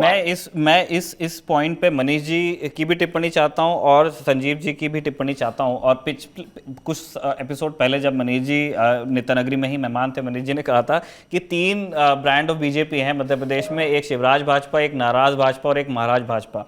तो मनीष जी, आप अभी भी उस एनालिसिस पे कायम है कि जो शिवराज भाजपा है और महाराज भाजपा है, दोनों के बीच एक अंदरूनी लड़ाई है और उसकी वजह से नाराज भाजपा के अंदर नेताओं की संख्या क्या बढ़ती जा रही है? नाराज भाजपा बिल्कुल एग्जिस्ट करती है, और जैसे जैसे टिकट बंटवारा हुआ, जैसे अभी 39 सीट्स पे हुआ, तो हेमेंद्र भाई ने जैसा बताया, उसके अलावा चाचौड़ा में, छतरपुर में, हर जगह जो है जिनको कैंडिडेट बनाया है उनके खिलाफ विद्रोह, असंतोष हो रहा है, पब्लिक रैलीज हो रही हैं, लोग सेंटिमेंटल बातें कर रहे हैं, ये भी बोल रहे हैं कि पैराशूट कैंडिडेट हम बर्दाश्त नहीं करेंगे।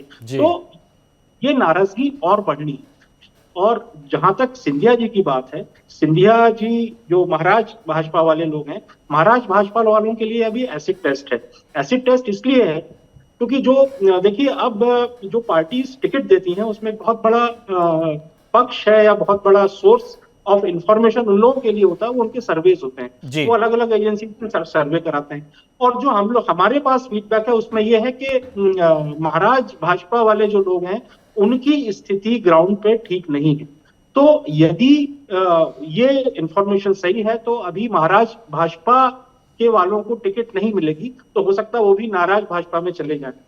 तो ये स्थितियां अभी चालू रहने वाली हैं, क्योंकि आप ये देखिए ना, जो सरकार बनी, बीजेपी लीडरशिप ने इसको हमेशा माना है, और इनको जो केक का एक बड़ा हिस्सा सिंधिया और उनके समर्थकों को मिला है।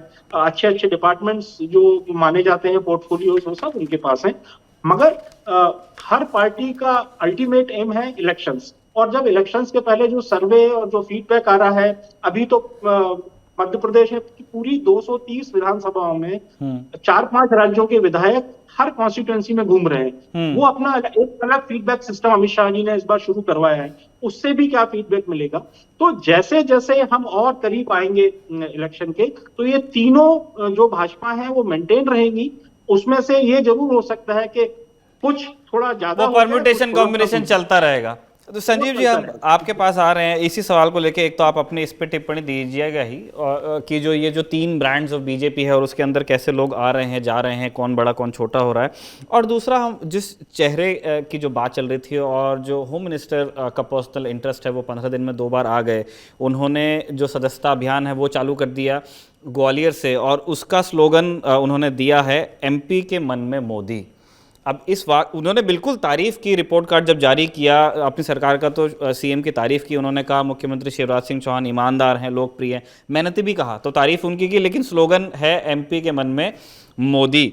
तो हमें जानना चाहते हैं कि ये जो 3 बीजेपी हैं जिसके बारे में मनीष जी अपनी बात कर रहे थे, उसके कॉन्टेक्स्ट में आप जो सेंटर की तरफ से थ्रस्ट है कि इन तीनों से निकाल करके नैरेटिव को कहीं और दूसरी दिशा में ले जाया जाए, जो उनका मेन जो मैस्कट है बीजेपी के, नरेंद्र मोदी प्राइम मिनिस्टर, क्या आपको उस दिशा में ये कैंपेन जाता नजर आ रहा है बीजेपी के हवाले से? बेशक देखिए, जो एंटी इनकम्बेंसी है कुछ ज्यादा है। अगर हम केंद्र की तुलना में देखें तो मध्य प्रदेश सरकार के खिलाफ बहुत ज्यादा एंटी इनकम, और एंटी इनकम्बेंसी के साथ साथ जो मौजूदा विधायक हैं उन विधायकों को लेकर भी यहाँ अलग अलग जितने हम क्षेत्र घूम रहे हैं, हर क्षेत्र में चेहरों से अब लोगों को बहुत उकता से गए हैं लोग वहां। वो उतने उन चेहरों को लेकर कंफर्ट नहीं है। साथ साथ फिर जो अंतरकलह तो बीजेपी में इस समय घनघोर है। जो सिंधिया के आने के बाद 24 जो उनके साथ विधायक आए थे, 24-25 विधायक, उन विधायकों को आने के बाद अब बहुत सारी जगह स्पष्ट तौर पर 2 बीजेपी है कि एक सिंधिया की बीजेपी या जो वहां पहुंचे हैं वो जो मूल कांग्रेसी थे वो एक अलग जिले में बीजेपी, और दूसरी जो मूल बीजेपी है। तो स्थिति यह है गौरव जी कि ना वहां का व्यक्ति दूसरी जगह जाता, ना दूसरी जगह का बीजेपी का व्यक्ति यहाँ आता, दोनों बटे हुए हैं। अब इन सबके बीच में जो हालात है, जैसे आपने 39 सीटों की बात की जो घोषणा हुई, और इसमें जो साफ दिखा कि सिंधिया के लोगों के टिकट काटे गए, बिल्कुल उम्मीद थी कि ऐसा कुछ होगा। जो सिंधिया का उपयोग बीजेपी को करना था, बीजेपी कर चुकी है। जो उनकी यहाँ डील हुई होगी वो डील लगभग पूरी हो चुकी है। उस डील में जो देना था लेना था वो लेन देन हो चुका है। अब पूरी की पूरी यदि कोई केंद्र की जो आप बात करते हैं अमित शाह या मोदी, तो उनकी निगाह अकेले मध्य प्रदेश नहीं है, उनका तो जो 2024 फाइनल है, जो उस फाइनल पे पूरी की पूरी नजर और निगाह है। पूरे कार्ड उसी के हिसाब से जमाए जा रहे हैं, प्ले किए जा रहे हैं। और मध्य प्रदेश में सारे चेहरे इसीलिए पीछे हैं कि अभी हाल ही में जब अमित शाह ने प्रेस कॉन्फ्रेंस यहाँ भोपाल में की, तो उनसे बहुत स्पष्ट पूछा गया था कि क्या ये शिवराज कंटिन्यू रहेंगे, तो उन्होंने बड़ा एक बेरुखी वाला जो उनकी अंदाज होता है उसमें जवाब दिया था कि ये काम हम पर छोड़ दीजिए, क्या करना है, अभी तो शिवराज मुख्यमंत्री हैं। तो बहुत सारे संकेत उन्होंने दे दिए थे। यहां पर यदि सरवाइव करना है तो वो बेदर्दी से ही सरवाइव बीजेपी कर सकती है। बीजेपी के पास में जो पैबंद है, जितनी गड्ढे उनको भरने के लिए अब अमित शाह जैसे ही लोग यहाँ आवश्यक हैं। या मध्य प्रदेश में किसी की चल भी जो हम देख रहे हैं बार बार नजर आता है, किसी की कोई चल नहीं रही है। पूरे उन्होंने कार्ड्स अपने हाथ में रखे हैं और साफ साफ, और वो उन्होंने बड़े जो भी उनकी अपनी रणनीति है, उन्होंने जैसे अभी साथी बता रहे थे कि हर विधानसभा में विधायक गण आए हुए, दूसरे स्टेट्स के लोग यहाँ अपने हिसाब से सर्वे कर रहे हैं कि किसकी क्या पोजीशन है, किसकी क्या पोजीशन नहीं है। तो इन सब के बीच में जो एक चीज है कि उनके पास खेलने के लिए अभी मोदी ही कार्ड बचे। कितना चलेंगे क्या चलेंगे तो आने वाला वक्त बताएगा। और वो उनके बयानों में भी दिख ही रहा है कि जैसे होम मिनिस्टर की हम बात कर रहे हैं, हमेशा उन्होंने कहा जब वो प्रवास ग्वालियर का था कि एक एक सीट के 10-10 दावेदार हैं, लेकिन टिकट एक ही को मिलना है, ये आप समझ लीजिए, और दूल्हा कैसा भी हो उसकी बुराई न करें और संगठन के लिए ही काम करें। तो उन्होंने वो ताकीद भी कर दी। अब हमको देखना है कि लोग कितना मोटिवेटेड फील करते हैं। हम हेमेंद्र जी आपके पास आना चाह रहे हैं कांग्रेस की रणनीति को लेकर के। जब आज से 1.5 महीने पहले हम लोग वहाँ पे मध्य प्रदेश गए और वहाँ कुछ लोगों से मिले, कुछ हमारे इंटरव्यूज़ कंडक्ट हुए, हमने चीफ मिनिस्टर का इंटरव्यू किया, हमने होम मिनिस्टर का इंटरव्यू किया। उस तब जो लोगों से मुलाकात करके बात करके जो फीडबैक मिलता था कि एक सर्टन नर्वसनेस की बात की जाती थी कि एक फटीग डेवलप हो गया है बीजेपी का, इतना लंबा रूल स्टेट में रह गया है कि जो ऑब्वियसली एक एंटी इनकम्बेंसी वाला एंगल आने वाला था, तो वो अब धीरे धीरे धीरे बड़ा मुखर होता चला गया। और फिर उसके बाद बाकी इश्यूज़ तो हम बीजेपी के डिस्कस कर ही चुके हैं। उन्हीं दिनों प्रियंका गांधी आई थी जबलपुर और उन्होंने एक तरह से किक स्टार्ट किया कैंपेन को, और तब कांग्रेस ने खूब बज़ बनाया शिवराज के खिलाफ भी, अपनी पार्टी के पक्ष में भी अपने वो ऐलान किए। उन गारंटीज़ का ऐलान उन्होंने एक तरह से करना शुरू कर दिया जो उन्होंने राजस्थान में और कर्नाटक में किया था। लग रहा था कि माहौल बनता जा रहा है। तब एक व्यक्ति ने हमसे कहा था कि आप ये देखिए कि ये जो एक्टिविटी है, जो इतना बज़ आपको कांग्रेस के खेमे में दिख रहा है, इट विल पीक, क्योंकि उन्होंने बहुत जल्दी चालू कर दिया है। अभी पिछले कुछ दिनों से हम ये सुन रहे हैं कि BJP is trying to catch up. इसके बरक्स कांग्रेस की तैयारी कैसी है? पहली लिस्ट बीजेपी ने अपना अनाउंस कर दिया, ठीक है, छांट के वही सीट्स अनाउंस की जिसमें उनको बहुत ज़्यादा प्रॉस्पेक्ट्स वैसे भी नजर नहीं आ रहे थे, लेकिन कांग्रेस की लिस्ट अभी आई नहीं है। 10 सितंबर कहा जा रहा है कि फर्स्ट लिस्ट आएगी, जिसके अंदर भी सिर्फ 66 नाम होंगे, और अभी बाकी चीज़ों को वो ट्राई कर रहे हैं। कांग्रेस ने थोड़ा सॉफ्ट हिंदुत्व लगाने की कोशिश की है, जो कमलनाथ का ब्रांड रहा है। दिग्विजय सिंह भी बहुत ज़्यादा फ्रंटल अटैक्स नहीं कर रहे हैं हिंदुत्व पॉलिटिक्स के ऊपर। आप कैसे देख रहे हैं? देखिए, मैं सबसे पहले तो जो एंटी इनकम्बेंसी की आपने बात कही, और जो भारतीय जनता पार्टी की जो आपने कहा कि आपने यहाँ एक्सपीरियंस किया, फील किया, तो सबसे पहले 2018 में जो मध्य प्रदेश में चुनाव हुआ था, उस समय विजिबल एंटी बीजेपी मूड था। बीजेपी का वोट परसेंटेज गिरा, कांग्रेस का वोट परसेंटेज बढ़ा। बीजेपी की 56 सीटें गिरी, कांग्रेस की 56 सीटें बढ़ी। सो विजिबल मूवमेंट जो वोटर्स का, वो कांग्रेस की तरफ था। तो एक सवाल आज भी है लोगों के मन में, मेरे मन में भी, और मैं आपसे भी शेयर करना चाहता हूं कि जो 2018 में लोगों ने 15 साल की बीजेपी की सरकार के खिलाफ वोट किया था, क्या 2018 से लेकर 2023 के बीच ऐसा कुछ घटा है कि उनको लगे कि हमको अब वापस भारतीय जनता पार्टी में वोट देना चाहिए? बिकॉज 56 सीटें जो है कांग्रेस की बढ़ी थी और बीजेपी की गिरी थी। जो वोट शेयर बीजेपी का गिरा था 6 से 7% के बीच, उतना ही कांग्रेस का बढ़ा था। तो क्या वो लोग वापस कांग्रेस पार्टी को छोड़कर बीजेपी में जाएंगे? मुझे नहीं लगता ऐसा कुछ हुआ है। इनफैक्ट और ज्यादा एंटी इनकम्बेंसी जो है बढ़ गई है, क्योंकि उसके पीछे फैक्टर ये है कि ये सरकार चुनी हुई नहीं है। ये लोगों ने शिवराज सिंह चौहान के अगेंस्ट वोट किया था, फेवर में वोट नहीं किया था। ये सवाल अमित शाह के भी दिमाग में है, बीजेपी की टॉप लीडरशिप भी माइंडफुल है इस सवाल को लेकर के। और जैसे मनीष जी बता रहे थे कि बहुत सारे सर्वेज भी उन लोगों ने करवाए हैं, और सर्वेज से जो आउटकम निकला है उससे भी ये पता चल रहा है कि बीजेपी की स्थिति मध्य प्रदेश में ठीक नहीं है। इसके विपरीत कांग्रेस पार्टी चुनाव, मतलब जो यहाँ आपस में बात होती है कि कोई कंपैरिजन ही नहीं है कांग्रेस और बीजेपी के नेटवर्क पे। बीजेपी बात कर रही है अर्ध पन्ना प्रमुख, पहले पन्ना प्रमुख होते थे, अब अर्ध पन्ना प्रमुख होते हैं। अमित शाह भी कह चुके हैं और तमाम बीजेपी की लीडरशिप इस बात को एक्नॉलेज करती है कि मध्य प्रदेश में बीजेपी का ग्रासरूट लेवल नेटवर्क जो है वो देश में सबसे अच्छा है। कोई कंपैरिजन कांग्रेस के साथ नहीं है। लेकिन ये चुनाव बीजेपी और कांग्रेस के बीच नहीं है, ये चुनाव बीजेपी वर्सेस पब्लिक है। जो लोग 2018 में बीजेपी के खिलाफ वोट दिए थे और उनकी जो वोट जो है वो वैलिडेट हुआ था रिजल्ट से, उसके बाद उस रिजल्ट को नलिफाई करके खरीद फरोख्त या जो भी करके सरकार गिराई गई, वो लोग क्यों वापस बीजेपी में जाएंगे और क्यों नहीं दोबारा अपने आप को एक्सप्रेस करेंगे जब उनको 5 साल बाद वोट डालने का मौका मिलेगा? ये एक बहुत बड़ा सवाल है। कांग्रेस पार्टी ने अपनी जो डिक्लेरेशंस की हैं, 5 जो अनाउंसमेंट्स किया है, जिस तरीके की घोषणाएं उन्होंने कर्नाटक में और राजस्थान में की, प्रियंका गांधी आपने बताया वो यहाँ करके गई, वो एक बस क्रिएट करने में कांग्रेस के पक्ष में जरूर निश्चित तौर पर कामयाब हुई। लेकिन कांग्रेस पार्टी ज्यादा मतलब कोशिश ये कर रही है कि वो कुछ नेगेटिव ना करे, अपने आप चुपचाप मतलब बॉल को डिफ्लेक्ट करते जाए तो वो अक्रॉस द लाइन पहुंच जाएगी, कोई कंट्रोवर्सी ना हो। और जहां तक सॉफ्ट हिंदुत्व का जो सवाल है, जो कमलनाथ बार बार कह रहे हैं कि मैं कब से हनुमान भक्त हूं, मैंने तो सबसे बड़ा हनुमान की मूर्ति छिंदवाड़ा में बनाई थी, बिना शोर शराबे के बनाई थी, वो स्टैंस एक सोची समझी स्ट्रैटेजी के तहत इसलिए किया गया है कि ऐन वक्त पर वोटों का पोलराइजेशन हिंदू और मुस्लिम कम्युनल लाइंस में ना हो सके। ये कैविएट है जनता की अदालत में सॉर्ट ऑफ कमलनाथ का और कांग्रेस पार्टी का कि हम भी हिंदू हितों की बात करते हैं। और ये आज पहली बार नहीं हुआ, इससे पहले भी कांग्रेस पार्टी ने इस तरह की बातें की है, चाहे वो जब राम टेम्पल का जो गेट्स खोले थे तो भी इसी तरह की बातें हुई थी।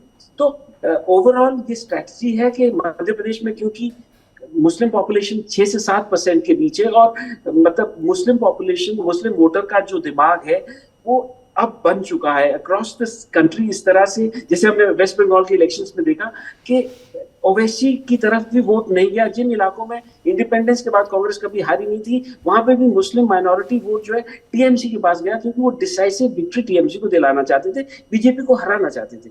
तो मध्य प्रदेश में मुस्लिम्स के पास कोई ऑप्शन है नहीं, नंबर 1। दूसरा, अगर कोई ऑप्शन प्रेजेंट भी करे जैसे आम आदमी पार्टी या AIMIM, तो इतना पॉलिटिकली अवेयर मुस्लिम इलेक्टोरेट है कि वो ये इंश्योर करेगा कि बीजेपी को हराने के लिए किसको वोट देना है, तो वो वोट वहीं गिरेगा। दूसरी तरफ जो बीजेपी हिंदू वोट को कंसोलिडेट करने की कोशिश कर सकती है और कर रही है, बार बार जिस तरीके के बयान आते हैं, होम मिनिस्टर नरोत्तम मिश्रा जिस तरीके से बॉल खेलते हैं, तो उसको शुरू में ही कैविएट उसमें लगा दिया गया है कमलनाथ की तरफ से, और ये वही अटेम्प्ट हो रहा है। और अगर कांग्रेस इस स्ट्रैटेजी में आगे चलने में कामयाब रही और कोई सेल्फ गोल कांग्रेस नहीं करती है, तो अभी कांग्रेस पार्टी की हालत जो है बहुत सॉलिड, अभी बहुत मजबूत ग्राउंड पे दिख रही है। और शायद यही कारण है कि जो लोगों का आना जाना चलता है चुनाव से पहले, वो बीजेपी से जो स्ट्रांग लीडर्स हैं वो बीजेपी से कांग्रेस की तरफ गए हैं। कांग्रेस की तरफ से एक भी कोई बड़ा नेता बीजेपी में नहीं गया है। इंडिकेशन साफ है, क्योंकि ये लोग जो है ये ग्रास रूट लेवल पे पॉलिटिशियंस, जिनको माइग्रेटरी बर्ड्स भी कहा जाता है, प्रवासी पक्षी भी कहा जाता है, वो हवा का रुख बाकियों से बेहतर समझते हैं। और अगर प्रवासी पक्षी कांग्रेस की तरफ जा रहे हैं तो ऐसा प्रतीत हो रहा है कि हवा कांग्रेस के फेवर की बह रही है। और यही कारण है कि अमित शाह बार बार कह रहे हैं कि हमें मोदी जी का चेहरा देखना है और भारतीय जनता पार्टी का फूल का निशान देखना है। शिवराज सिंह चौहान का नाम एज फ्यूचर चीफ मिनिस्टर नहीं लिया जा रहा है, उनके चेहरे पे चुनाव लड़ा जाएगा ऐसा भी नहीं कहा जा रहा है। इनफैक्ट जो प्रेस कॉन्फ्रेंस भोपाल में हुई उसमें अमित शाह जी ने ऑलमोस्ट सर्टेन टर्म्स में कह दिया कि वो चीफ मिनिस्टर कैंडिडेट अभी फिलहाल नहीं है, पार्टी डिसाइड करेगी, पार्टी का ये डिसीजन होगा और पार्टी जब समय आएगा तब डिसाइड करेगी। मतलब 18-19 साल से जो व्यक्ति आपके चीफ मिनिस्टर है वो आपके कैंडिडेट नहीं, तो इससे ज्यादा स्ट्रॉन्ग मैसेज वो दे नहीं सकते। ठीक बात है। हम मनीष जी आपके पास आना चाहते हैं। एक सॉफ्ट हिंदुत्व वाला जो पक्ष था, जिसको दोनों पार्टीज अपने अपने हिसाब से हैंडल करने की कोशिश कर रही है। अब शिवराज सिंह चौहान ने मतलब एक सीधा फ्रंटल अटैक किया है। उन्होंने कहा कि अब मैं कमलनाथ के इलाके में जाकर के वो हनुमान लोग बनाने की बात कर रहे हैं जामसावली में, जहाँ एक पहले ही एक मंदिर है।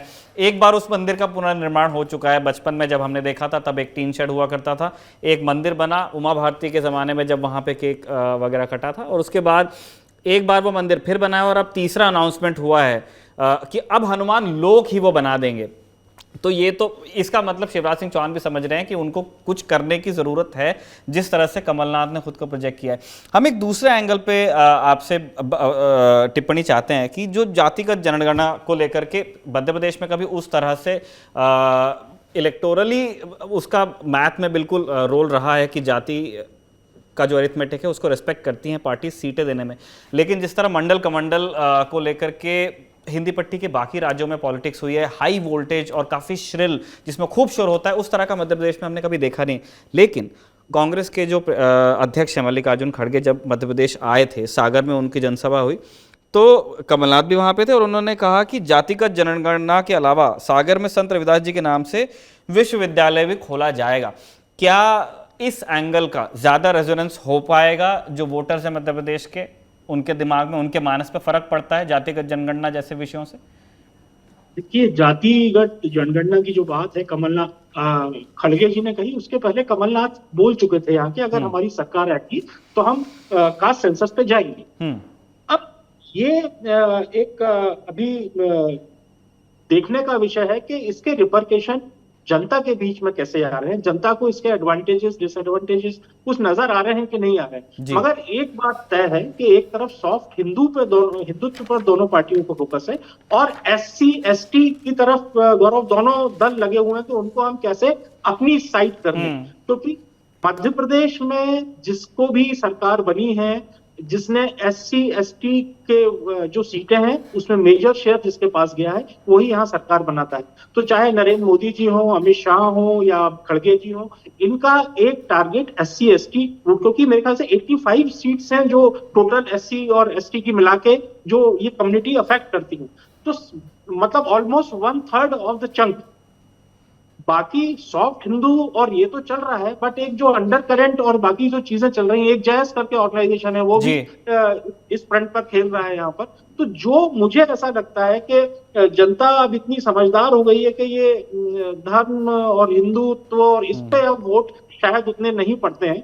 ऐसा नहीं है कि पूरा हमारे समाज से खत्म हो गया है, बट ये जरूर है कि इसका ग्रेजुअली इसका परसेंटेज कम होता जा रहा है। लोग जब वोट डालने जाते हैं तो दिमाग अपना अप्लाई करते हैं, एप्लीकेशन ऑफ माइंड रहता है, तो ये सोचते हैं कि ये कौन आदमी क्या करने वाला है। और यही कारण है कि हर तरह की टैक्टिक्स अपनाई जा रही हैं। आप देखिए, कांग्रेस ने 5 अपनी घोषणाएं या गारंटी जिनको वो लोग बोल रहे हैं, जब 5 गारंटी आई उसमें एक 1500 रुपए का उन्होंने ऐलान किया कि हम महिलाओं को 1500 रुपए देंगे, जैसा प्रयोग शायद उन्होंने हिमाचल के इलेक्शन में सबसे पहले अनाउंस किया था। तो उसके आने और उसमें फिर वो 500 रुपए में सिलेंडर जैसा राजस्थान में दे रहे हैं, शायद एम्प्लॉइज को वो पुरानी पेंशन, इस तरह की 5 गारंटी है। तो ये जब चीज मार्केट में आई, उसके within a month BJP Ladli Behna scheme जो आई है अभी मध्य प्रदेश सरकार की, और जिसमें शायद 2-3 इंस्टॉलमेंट चले भी गए, अभी उसकी अमाउंट और इंक्रीज होने वाली है। तो बाय, जिसको बोलते हैं बाय हुक और क्रुक, दोनों पार्टियां लगी हुई हैं कि या तो हम धर्म के नाम पर, या हम जो रेवड़ी कल्चर जिसका हर आदमी मंच पर, चाहे वो सुप्रीम कोर्ट हो या प्रधानमंत्री हो, सब लोग इसकी बुराई करते हैं कि साहब रेवड़ी कल्चर से हमें दूर रहना चाहिए। बट शायद ही कोई ऐसा दल है हिंदुस्तान में जो इस पर आगे नहीं चल रहा है। तो जिस तरह से कांग्रेस ने वादे किए, उसको तत्काल उनको बीजेपी को लगा होगा, उनकी जो थिंक टैंक है उन्होंने सोचा होगा कि इससे शायद चीजें हमारे हाथ से निकल सकती हैं। तो उसके काउंटर में यहाँ पर लाडली बहना स्कीम आ गई, और क्योंकि उन्होंने 1500 का टारगेट दिया है, तो हम यहाँ पर सीएम ने अनाउंस किया है, और वो बार बार रोज बोलते भी हैं कि हम ग्रेजुअली इसको 3000 तक ले जाएंगे। 1250 तो अभी शायद 27 तारीख को एक वो फंक्शन है जिसमें लाडली बहना पूरे प्रदेश से आने वाली है, तो शायद मुख्यमंत्री जी उसमें 250 या 500 रुपए बढ़ा दें, जिससे एक मैसेज देने की कोशिश है कि अभी कांग्रेस ने जो किया है वो तो कमिटमेंट है, हम आपको देना शुरू कर दिए तुरंत। तो फाइन लाइन है जो अब इसमें वोटर को ये देखना है कि वो किसके साथ जाता है, क्योंकि बाकी सब तो ठीक है कि धर्म और ये सब चलेगा और ये हर चुनाव में चलते हैं, मगर अच्छी बात जो इतने सालों से चुनाव कवर करते हुए ये देख रही है, जैसे हेमेंद्र ने अभी वेस्ट बंगाल का उदाहरण दिया कि लोग केवल मुस्लिम नहीं, बाकी समाज भी अब इस सोच के साथ वोट डालते हैं कि हमको किसको जिताना है, और डिसाइसिव, मतलब वो लोग उनकी पसंद जाहिर करते हैं। कोई अपना वोट जो है वेस्ट नहीं करना चाहता। गुरु, अंतिम सवाल की ओर हम बढ़ रहे हैं, और ये हमारा संजीव जी के लिए है। हो सकता है कुछ सप्लीमेंट्री सवाल इसमें से निकल आए तो हम और पूछेंगे। संजीव जी, हम ना अरविंद केजरीवाल और आम आदमी पार्टी के प्रोस्पेक्ट्स को लेकर के बात आपसे करना चाहते हैं। अरविंद केजरीवाल आए, अब उन्होंने कहाँ पे रैली की, उस चॉइस को लेकर के हम बड़े क्यूरियस हैं। उन्होंने महाकौशल में रैली नहीं की, जो आप बाय एरिया देखेंगे तो सबसे बड़ा संभाग है मध्य प्रदेश का। उन्होंने मालवा में नहीं की, जो आप बाय वेल्थ देखेंगे तो वो सबसे संपन्न संभाग है मध्य प्रदेश का। वो पॉलिटिकल एक्टिविटी के हिसाब से आप देखेंगे, ना उन्होंने ग्वालियर संभाग में सभा की, ना उन्होंने चंबल संभाग में सभा की। उन्होंने चुना सतना को, और वहां पे वो 10 गारंटी भी दे करके गए, और उसमें उसका ट्यून वही है जो उनका दिल्ली में या पंजाब में वो पॉलिटिक्स है। उन्होंने फ्री बिजली का ऐलान किया, उन्होंने पुराने नवंबर तक के वो पुराने बिलों को माफ़ करने की बात कर रहे हैं, स्थायी नौकरी की बात कर रहे हैं, कच्चे टीचरों को पक्का करने की बात कर रहे हैं, मोहल्ला क्लिनिक की बात कर रहे हैं, बेरोजगारी भत्ते की बात कर रहे हैं। इस तरह की बातें वो अपने जो उनकी रैली हुई उसमें वो बोल के गए हैं। आपको क्या लगता है? एक मैं तो पहले ये जानना चाहता हूं कि जो उन्होंने जिस एरिया को चुना अपने कार्यक्रम के लिए, उसके क्या कारण थे बीजेपी और कांग्रेस की पॉलिटिक्स के बरक्स, और जो गारंटीज उन्होंने इशू की हैं, अब जब पहले ही मध्य प्रदेश में भारतीय जनता पार्टी और कांग्रेस दोनों ही अपनी तरफ से अनाउंस कर चुकी हैं बहुत सारी, जिसको कुछ लोग फ्रीबीज भी कह देते हैं, या आप उन पार्टी से पूछेंगे तो वो कहेंगे कि ये तो जन कल्याणकारी योजना है। रिडिस्ट्रीब्यूशन एमपी में बहुत हो रहा है, आप फ्री बिजली की बात कर रहे हैं, एमपी में जनरली लोगों के 100 रुपए के ही बिल आ रहे हैं। कितना रेजोनेंस अरविंद केजरीवाल को मिलेगा उनकी गारंटीज पे, और वो सतना क्यों गए? नहीं, देखिए, अकेले सतना नहीं करना, ग्वालियर में भी एक बड़ी रैली की, ग्वालियर चंबल में एक बड़ी रैली हुई थी, काफी संख्या में लोग थे। मुझे लगता है, देखिए, जो ग्वालियर चंबल संभाग है या विंध्य संभाग, जिसमें आपने सतना की बात की, ये 2 ऐसे इलाके हैं बीजेपी से लोग नाराज हैं, कांग्रेस की भी उस तरीके से वहां भी स्थितियों में नहीं है, कांग्रेस से भी लोग ही नाराज। उन्हें ऐसा लगता है कि जो वैक्यूम है, सो कॉल्ड वैक्यूम है, वैसे तो मध्य प्रदेश द्विदलीय प्रणाली पे ही चुनाव मध्य प्रदेश में होते रहे, तो उनको वो एरिया शायद ज्यादा सूट कर रहा है या दिख रहा है उनको। और सबसे खास बात है कि दिल्ली से निकट भी पड़ता है, साथ साथ कुछ जो इक्वेशंस है वहां तमाम प्रकार की। तो आप देखिए कि मध्य प्रदेश में जो हुए हैं दौरे तो वही है, पंजाब में जो कुछ हो रहा है, पंजाब से रिलेटेड हर दिन यहाँ विज्ञापनों की बाढ़ सी है अखबारों में। मतलब ये मानकर चल रही है, जो मुफ्त की जो आप बात करते हैं, उस मुफ्त को कैश कराने की कोशिश पूरी तरीके से केजरीवाल उनका दल यहाँ करने में लगा हुआ है। अगर आप टीवीज यहाँ जो स्टेट के जो हमारे रीजनल चैनल्स हैं उनको उठा के देख लीजिए, कुछ नेशनल चैनल्स पे भी चल रहे हैं, तो वो सारा कुछ बता रहे हैं कि हमने भी क्या कुछ दे दिया है। कांग्रेस तो अभी वादे कर रही है, बीजेपी से जो नाराजगी है, तो अपने जो उनकी मुफ्त की जो योजनाएं हैं या जो उनका अपना कार्य करने की शैली, उस सब के मार्फत वो कोशिश में है कि यहाँ जो दोनों दलों से ज्यादा नाराजगी है उनको कहीं हम कैश करा लें। तो उसी के बरक्स यहाँ पूरा का पूरा जमावट, या वैसे मैं ये पा रहा हूं कि जैसी उम्मीद थी कि केजरीवाल यहाँ बहुत एग्रेसिव अंदाज में अपने दल को लेकर मध्य प्रदेश में आएंगे, वैसा कुछ नहीं हुआ। ये थोड़ा एक अचरज सा दिखता है। हालांकि उनके आने से नुकसान कांग्रेस को कुछ ज्यादा होना है यहाँ मध्य प्रदेश में। जैसा मैंने कहा कि द्विदलीय जो चुनाव होते रहे, इन सब के बीच में तो मुझे लगता है कांग्रेस को शायद कंफर्ट महसूस करती होगी, वो देख रही है या उनका अपना जो चल रहा है। लेकिन हाँ, वो अपनी जगह बनाने की, और अगर आप देखिए जो पिछला जो था, तो उन्होंने सिंगरौली में महापौर का चुनाव जीता था, कुछ पार्षद के चुनाव जीते थे, तो उन्हें ऐसा लगता है कि वो उसको ही आगे बढ़ाया जाए। सिंगरौली की जो उनकी महापौर है वो मध्य प्रदेश की उनकी प्रमुख है। तो इन सब के बरक्स यहाँ अपने डने बसाने की कोशिश केजरीवाल उनका दल यहाँ कर रहा है, ऐसा मैं मानता हूँ। लेकिन उस चीज़ से तो हम भी अग्री करते हैं कि जितना हमें लगा था कि वो इंटरेस्ट लेंगे, मध्य प्रदेश में लिया नहीं। जबकि देखिए गुजरात में कितना अटेंशन, कितना फोकस था, जबकि वो एक गुजराती स्पीकिंग स्टेट है और वहाँ भाषा की थोड़ी सी दिक्कत थी। एमपी में बिल्कुल नहीं है। एमपी में आप कहीं भी चले जाइए, आप हिंदी में बात करेंगे, लोग बिल्कुल अच्छी हिंदी बोलते हैं, समझते हैं, चाहे उनकी बोली कोई दूसरी भी हो, और कंड्यूसिव है। यहाँ पे उस तरह की श्रिल आपको या वैसी कम्युनल पॉलिटिक्स नहीं देखने को मिलेगी, या वैसी कास्ट पॉलिटिक्स देखने को नहीं मिलेगी, जो कि थोड़ा सा मुश्किल जाता है अरविंद केजरीवाल को डील करने में। बावजूद इसके एक टैक्टिकल रिट्रीट दिखता है। उन्होंने अपना ज़्यादा फोकस के साथ में, हमें ऐसा लग रहा था कि शायद वो ज़्यादा इंटरेस्ट लेंगे। एनीवेज, मध्य प्रदेश में चुनाव होने को हैं, उसके साथ में छत्तीसगढ़, राजस्थान में, देश के और राज्यों में भी चुनाव होंगे, और फिर अगले साल तो इसमें एक चीज बोलना चाहूंगा, एक चीज जी नहीं, इसमें ये कहना चाह रहा था कि जो केंद्र में जो एक गठजोड़ बनाने की बात है, हालांकि भी बहुत साफ नहीं है, कई अलग आप केजरीवाल का दल है जो उस तरीके से सामने नहीं आ पाया है।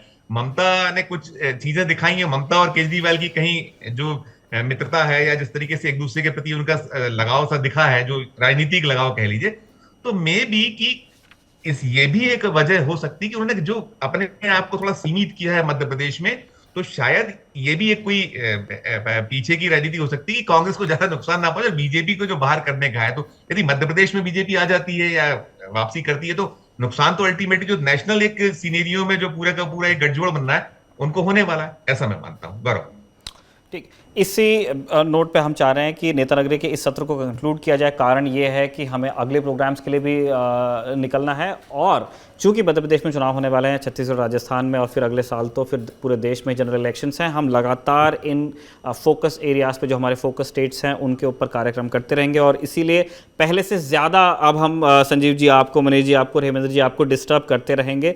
तो प्लीज़ जब हम आपसे निवेदन करें, अगर आपका स्केड्यूल अलाउ करें, तो प्लीज़ नेता नगरी में आप इसी तरह आप हमारे और हमारे दर्शकों के जो व्यूज़ हैं, जो जानकारी है, उसको एनरिच करते रहें। बहुत बहुत शुक्रिया आप तीनों का, आज आपने टाइम दिया, और बहुत बहुत शुक्रिया दर्शकों का भी जिन्होंने इस सेशन को देखा। हम चल रहे हैं नेता नगरी के अगले सत्र की ओर। नेता नगरी के इस सत्र को हम कहते हैं फुर्सत की सलाह, और जब सौरभ नहीं होते हैं तो मैं दीपक तेंगुरिया के हवाले से आपको किताब की सलाह देता हूँ। आज की किताब है दीपक के हवाले से जेएनयू के प्रोफेसर सुधा पई और सज्जन कुमार की लिखी किताब Maya Modi Azad, Dalit politics in the time of Hindutva. इस किताब में बीते एक दशक में हुए दलित राजनीति और उसके हासिल का लेखा जोखा पेश करने की आपको कोशिश मिलती है। मायावती और बीएसपी की जिस तरह इलेक्टोरल परफॉर्मेंस रही है, उस पर तफसील से बातचीत हुई है। यूपी में जिस तरह से राइट विंग का प्रभुत्व बढ़ा, उसके निहित कारणों को भी ये किताब पड़ताल करने की कोशिश करती है। चंद्रशेखर आज़ाद का राजनीतिक भविष्य क्या होगा, इस पर भी किताब में लंबी टीप आपको मिलेगी। आप लगभग 300 पन्नों की इस किताब को इस वीक की रीडिंग लिस्ट में शामिल कर सकते हैं, अगर ये टॉपिक आपकी दिलचस्पी का है तो। दूसरी सलाह इस हफ्ते की, ये मेरे अपने हवाले से है। गन्स एंड गुलाब्स हमने देख ली है, और हमारा सजेशन ये है कि अगर आप थ्रिलर्स पसंद करते हैं और आप बहुत टाइम से इंडियन ओटीटी में एक ठहराव आ गया था, हम एक ही तरह की कहानियाँ देख रहे थे, एक ही तरह के थ्रिलर्स आ रहे थे, या जो ज़मीन से जुड़ी सीरीज़ थी उनमें भी एक दोहराव दिखने का मतलब एक्सपीरियंस आ रहा था, तो आपको उस कॉन्टेक्स्ट में आपको गन्स एंड गुलाब्स एक अच्छा अटेम्प्ट लग सकती है।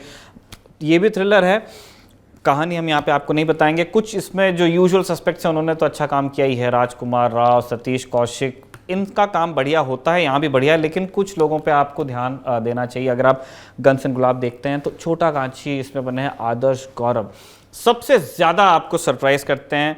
इसके बाद महेंद्र के रोल में विपिन शर्मा है। विपिन शर्मा को आपने बहुत जगह देखा होगा, लेकिन जैसे गन्स एंड गुलाब्स में जितना उनको टाइम और स्पेस मिला है उसमें उन्होंने बहुत आश्चर्य पैदा किया, बहुत अच्छा लगता है उनको देख करके। और फिर गुलशन दवैया तो गुलशन दवैया हैं ही, चार कट आत्माराम के रोल पे सबसे ज़्यादा, सबसे कम समय अगर किसी को मिला अपनी सीनियरिटी के हिसाब से और उसमें सबसे ज़्यादा किसी ने परफॉर्म करके दिखाया तो वो गुलशन दवैया ही थे। तो आप अगर आपको उस तरह की चीज़ें पसंद है तो आप गन्स एंड गुलाब देख सकते हैं। और एक गौरव जी की भी सलाह है आप लोगों के लिए, जो कि नेता नगरी के प्रोड्यूसर हैं, AP Dhillon first of a kind. Amazon prime पे AP ढिल्लों का एक तरह से एक बायोग्राफिकल अकाउंट आया है, उसके अंदर वो खुद भी फीचर करते हैं। आप देख सकते हैं कि आजकल तो कौन नहीं सुन रहा है AP ढिल्लों के गाने। अगर आपको वो गाने पसंद है और आप उसके पीछे जो शख्स है उसकी कहानी समझना चाहते हैं, सुनना चाहते हैं, फ्रॉम स्क्रैच उन्होंने शुरू किया और आज तो देखिए कहाँ पे है, तो आपके पास ये भी एक ऑप्शन है। हमने जो सजेशन दिया था वो नेटफ्लिक्स पे मिलेगा, जो गौरव जी का सजेशन है वो है Amazon प्राइम पे। बाकी जिनको किताबों में इंटरेस्ट है वो किताब खरीद के पढ़ सकते हैं। इसी नोट पे नेता नगरी की इस किस्त को हम कंक्लूड कर रहे हैं। आप लोगों ने इसे देखा उसके लिए आपका शुक्रिया। जो सुधार की गुंजाइश लगे तो आप ज़रूर कमेंट बॉक्स में लिख करके बताइएगा। अगली एपिसोड में आपसे मुलाकात हो ऐसी कामना के साथ लेते हैं विदा। शुक्रिया। आप देखते रहिए द ललन टॉप।